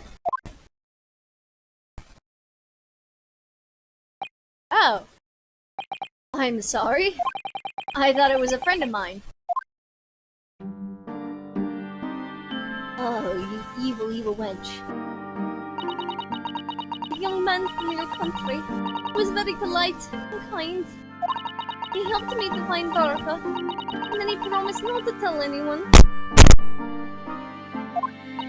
But then, when I had my friends in my arm again, and I was going to leave that man's cabin... Just a moment. Sorry, but... Oh, yes? I'm sure I know your face. I've seen you somewhere before. Ah, of course. You're Nikolova Pavlova, aren't you? The Russian ballerina. Nikolina. Bleh. Huh? No, I don't know that name. My heart nearly stopped when he said that. He knew who I was. How could this man from a land far away? He's no Russian ballerina. Yes, I saw your performance in Japan. The beauty of the ballet made a deep impression on me. But what are you doing on this ship? I'm sure I read that your ballet company was performing in Shanghai at the moment. I can't fool him. I have to tell him the truth and hope he doesn't tell anyone. I have no other choice. I see. So you've run away. Please, please keep my secret. Don't tell anyone. Give me a moment. I could use another opinion here.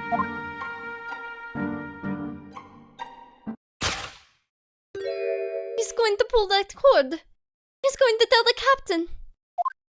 Why did I think I could trust him? Then it happened. Everything at once. You killed him because he was going to ask me, not the cord. Ah! Stupid, stupid girl! It was only a second, but it felt like forever.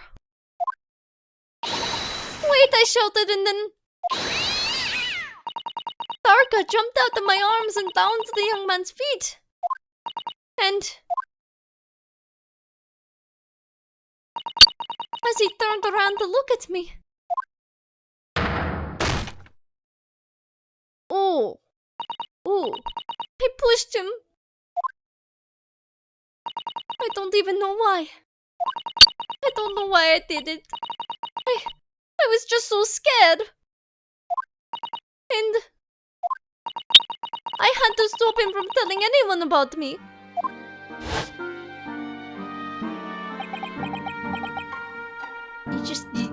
God damn it. And that's when you went to fetch help?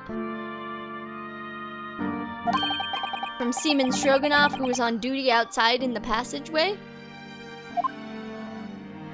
I heard Nina cry out and the thud on the floor, so I ran to help her. She was standing at the cabin doors, shaking like leaf. She looked at me and said, "Help me, Beef. If they find out, I will be...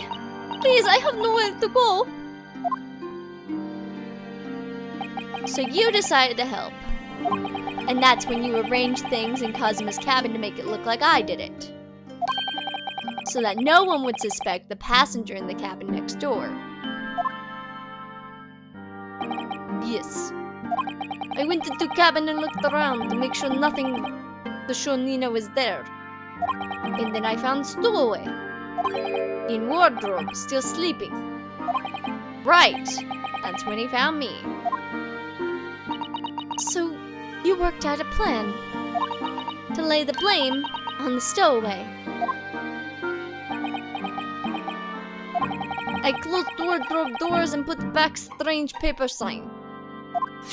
Lucky for me, that's the only reason Susato-san started to believe me when I said I was innocent.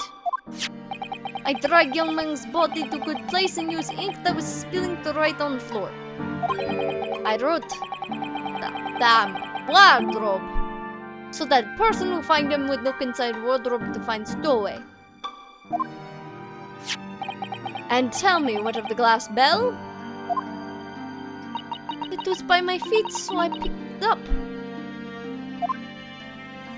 I see. But it was dark in the cabin. I didn't know the other half. Then Angel went back to her cabin and I finished job. By pressing the emergency alarm button on the passageway. Yes. Accordingly, the SS Bureau did indeed come to an exact halt a little after 2 a.m. Thus enticing the bolt on the cabin door to slide shut, creating the locked room mystery.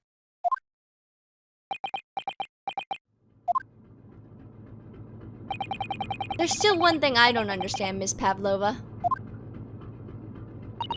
What? Well, you said that you told Kazuma about the fact that you'd run away from your homeland. And it's because you were worried he was going to tell the captain that you pushed him. Isn't that right? Yes. But even if he had pulled the bell cord to call for the captain of the ship, aren't you friends with every member of the crew? Why would that have been a problem? It was what he said first that made me scared. What he said first? What are you doing here at this time of night, Inspector? Oh. I'm sorry. I thought it was a friend of mine. He said an inspector was his friend.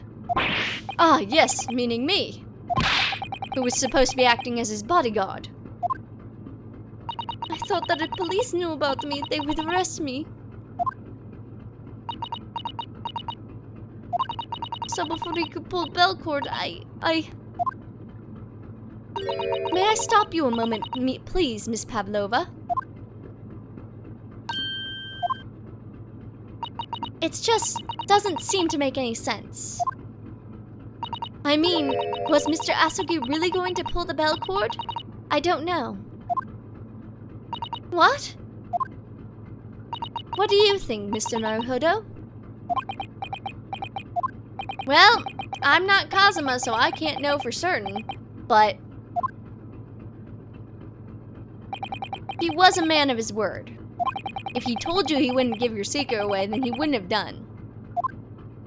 No, he was walking over to it. He was going to pull the cord. He was going to make them send me back. Well, Mr. Naruhodo, the day's work is not yet done, it seems. There's one more deduction to make. What? Another deduction? Yes. What action was the victim really about to take at that moment? Can we determine whether the young man's gaze was directed? Well, yes, I can do that. First, consider the victim's location within his cabin. Oh, I'm sorry, I'm still in full...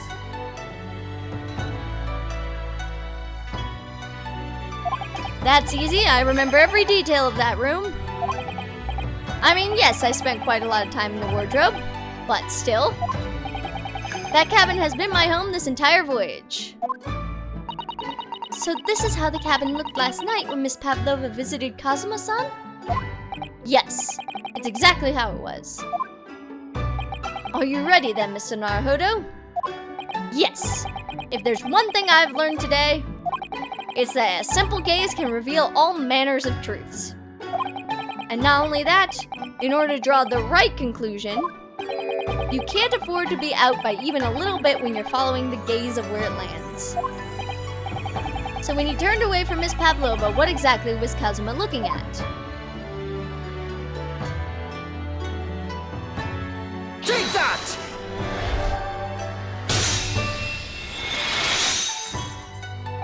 Considering everything that had happened last night, certainly it may have looked as though Kazuma was going to ring the bell cord.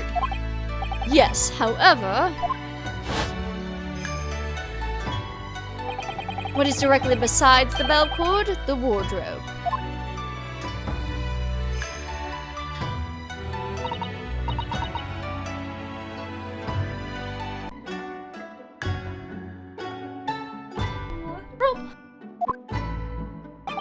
And more importantly, what was inside the wardrobe? The man's great friend sleeping soundly. Ah! Miss Pavlova, please, think back very carefully. What were Mr. Asogi's exact words last night? Give me a moment. I could use another opinion here. Another opinion? Yes, but not from a member of the crew. No, Mr. Asogi intended to consult his close friend on the matter. To see if between them they might be able to help in some way, no doubt. No. Sadly, we can't know the truth for certain now. Too late for that. But I wish you had made sure of what Mr. Asogi was looking at. Things may have ended very differently, if you had.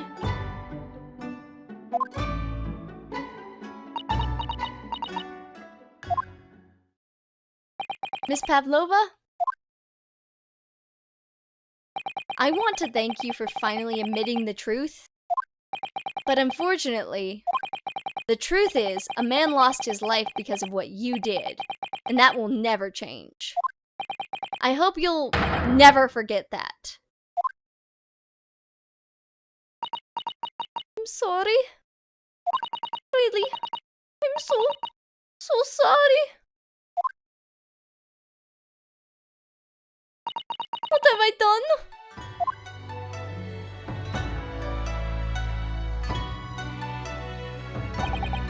And so, at long last, the mystery surrounding the tragic accident on the SS Bura was finally laid to rest.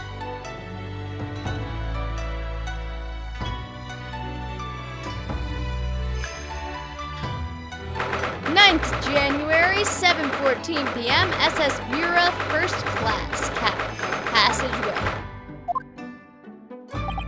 What will happen to Miss Pavlova now, then? Once we reach Great Britain, she'll be handed over to the British police at Scotland Yard. But what about the fact that she ran away from Russia? Won't the Russians try to repatriate her?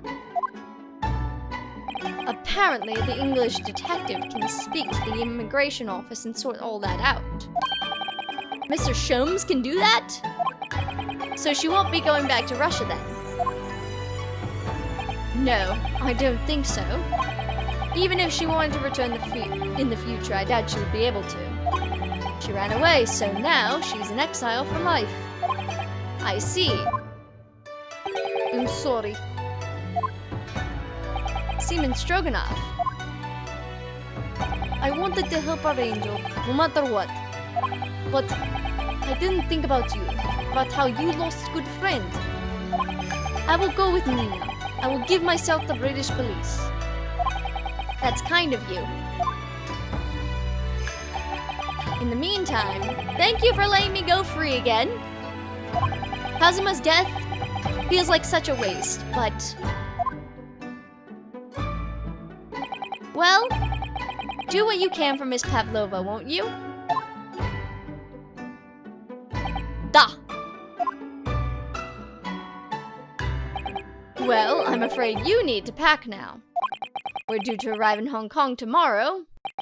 As much as it pains me, I'm going to have to hand you over to the consul and arrange your passage back to Japan. Yes, I did stow away after all. I couldn't really expect any different. So, you should get back to your cabin now.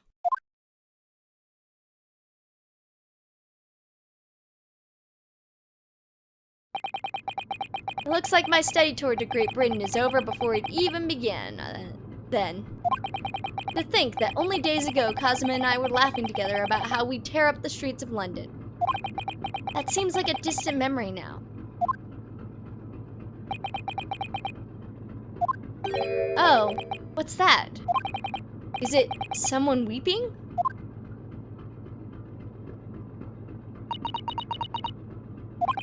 Susato-san?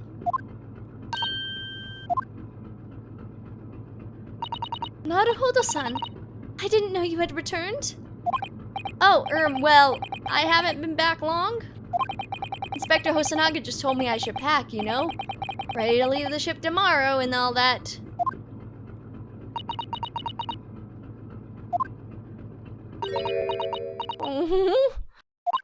I still can't believe this has happened.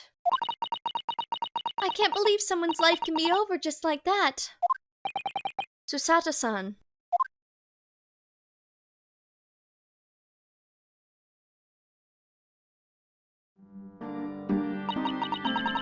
He had such a grand ideas for this visit to Great Britain. So many dreams. And now they've been cruelly taken away, just as he has.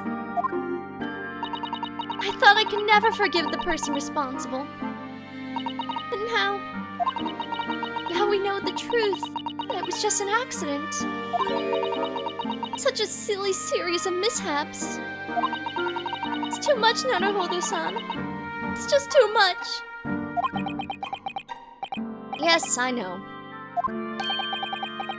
I wish there was something I could say. Inspector, my duty was to see Asogi-san safely to Great Britain. But I failed, and caused his two closest friends great pain and suffering as a result. I've let everyone down. And I will do anything to make up for my terrible blunder. Nobody blames you, Inspector. And I'm free again now at what? Ha ha ha! Surprised, Mr. Naruhodo! What is the meaning of this? I'd like that answer too. What the hell, Sholmes? Oh, a trifling matter. Simply that in my head I think I shall always picture you wearing those shackles. Without them, the balance seems all wrong. It's distracting. Sorry? So I decided to restore them, for old time's sake, shall we say? You're a stowaway after all. He thinks this is funny.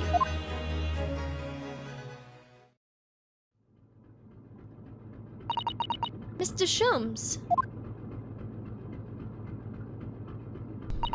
We do appreciate your assistance. I'd like to thank you. From the bottom of my heart. Not at all, not at all. And though it's a little late, may I offer my sincere condolences. The loss of your companion is truly heartrending. Heartrending.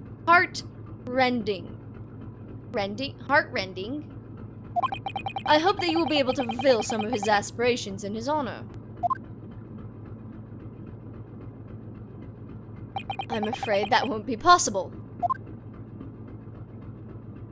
We shall be disembarking at the next port in Hong Kong.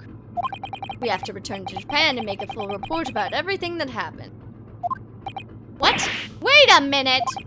It's just me that has to go back, isn't it? I mean, I was the stowaway.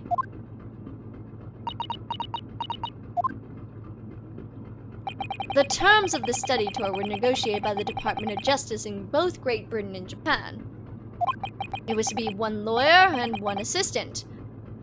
I can be the lawyer? It's not like I wasn't good at this. Was to be. In the light of Mr. Asogi's unfortunate death, I'm afraid the study tour can no longer go ahead. Oh no. I don't care for me, but... Poor Susata-san. My dear fellows, the majority of problems have an extremely simple solution, you know. All you require is one lawyer, and the study tour can continue, surely. Oh my dear God, you smart man! But there is no one else with the necessary qualifications, Mr. Sholmes. We know of no other lawyer. Qualifications, you say? Any qualifications obtained in your own country will be of little value in Great Britain, I'm afraid. Oh, but anyway, the voyage to London still promises a good month of time. Ample opportunity, I would say, to find yourselves another suitable lawyer. Susata-san. Yes? We're gonna take his place. Miss Susato? Yes? Do you think perhaps I might be able to do it? Ah! But you're not a lawyer, Mr. Naruhodo. Oh, unless... Are you studying law? No, I'm not, but... I'm sorry? In that case, I don't think there's even a chance it could work. But as I said, there's still more than a month before we reach England's shores. Isn't that right, Mr. Naruhodo? Yes, I have a month of which to study, to learn why I must be a lawyer in Great Britain. Mr. Naruhodo, that's ridiculous. Are you seriously suggesting anybody can learn all that in just 40 days? I'm sorry, I defended myself very good twice so far against accusations of murder. There's only one way to find out. I would work my fingers to the bone, Inspector, every single day. Will you let me try? And if, by the time we reach Great Britain, I haven't learned enough to be recognized as a lawyer, I'll take whatever punishment is deemed appropriate. But why put yourself in such a difficult position? For Kazuma, he said that there was something he had to do in Great Britain, and that he would sacrifice anything to make it happen. He was passionate about it. I can't let all that passion just come to nothing. And anyway, it's for my own benefit too. I will become a lawyer. I have to. What do you say, Miss Susato? Da-da-dance!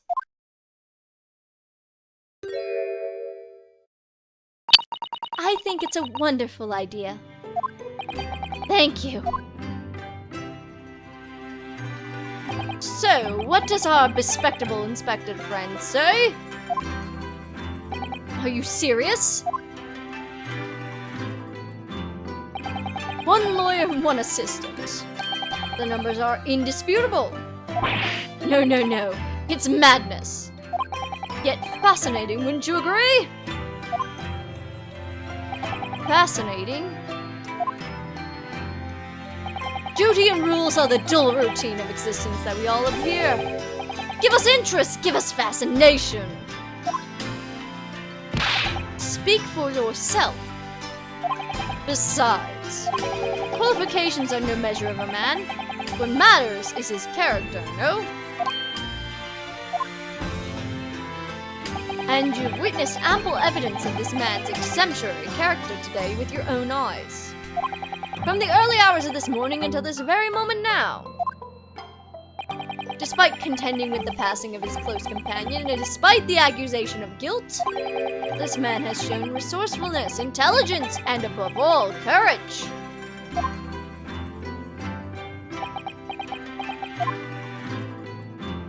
Very well. I'll think of a clever way to word my report to the Department of Justice. Inspector, after all, I did just make a promise, didn't I?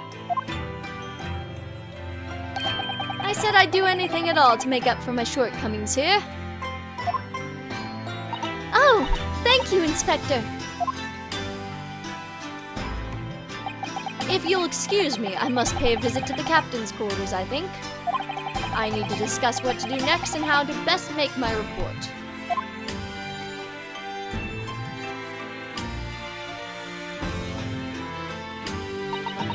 Are you really prepared to attempt this, Mr. Naruhodo? Yes, I'm gonna try. I wonder, would you consider teaching me what I need to know? Everything about being a lawyer?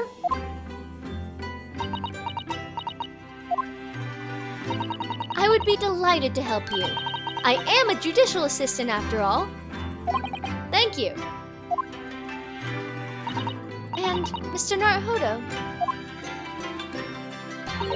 I'd like you to take charge of this. What? Me? Are you sure? I'm sure it's what Kazuma-san would have wanted. Kazuma-sama would have wanted.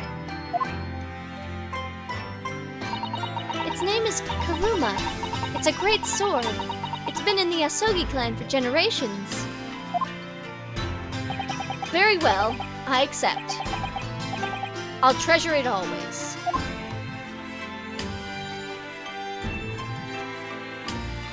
So then, Miss Susato, it seems we'll be working together for some time to come yet.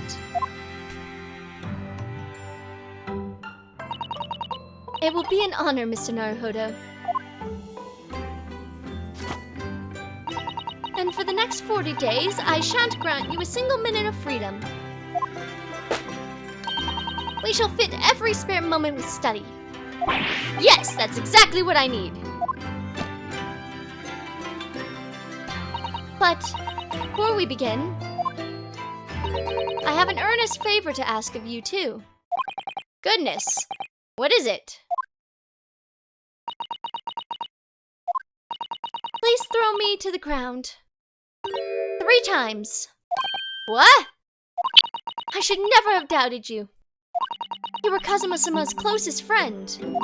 Of course you would never have done anything to hurt him. That should have been obvious from the start. But I allowed suspicion to get the better of me. And no matter how upset I was feeling, I was completely unforgivable behavior. No, you were in shock. You just found out about me stowing away, and the cabin door was locked for me, and no! I won't let you make excuses for me. Whatever the circumstances, I should never have thrown you. And not just once, but 5 times. That number keeps creeping up, doesn't it? Please, you must. Just take hold of me and throw me. Do it! Don't even think about it. No, I don't even know how. I've never thrown anyone in my entire life. Very well, Mr. Naruhodo. It isn't a skill one acquires without considerable training. Oh, Mr. Sholmes. I observed your throwing technique several times with great interest. I confess I was most impressed. When did he see that? I presume that would be a form of Japanese wrestling.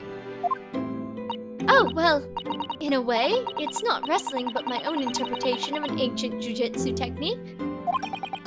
Apparently it's called the Susato takedown and it leaves your head swimming, believe me. How beguiling.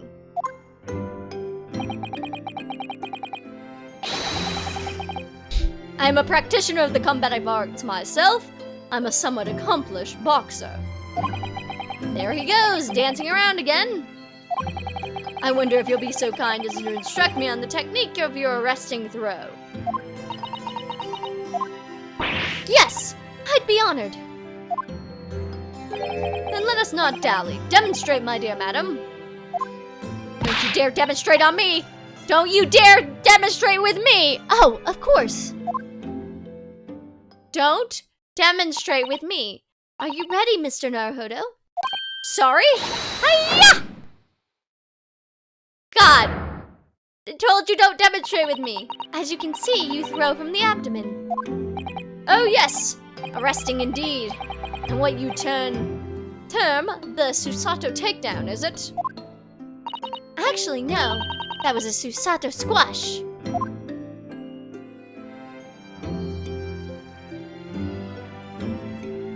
In my groggy state of consciousness, a scene from an evening recently spent with Kazuma flickered into my mind.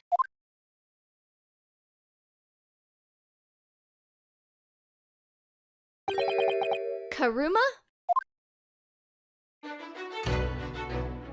That's right. It's a prized sword that's been passed down through generations of the Asogi clan. I can't believe you managed to get permission to bring it with you. I mean, taking a katana on a study tour is more than a little irregular, surely.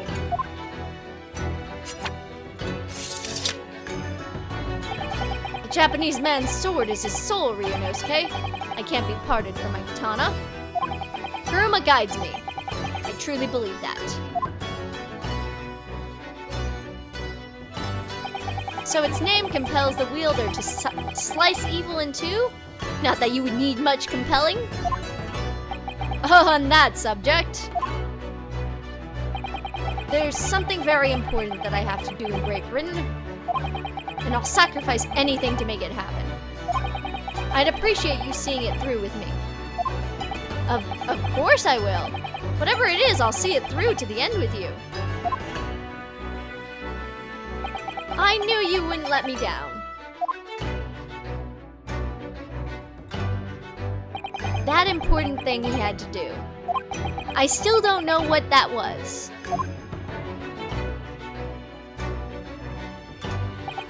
But I'm going to see the place for myself and work it out. In Great Britain's capital, London.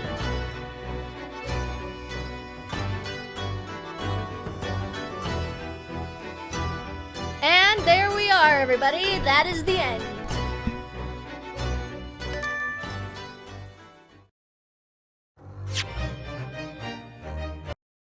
That is the end of the Great Ace Attorney, the adventure of the Unbreakable Speckled Band.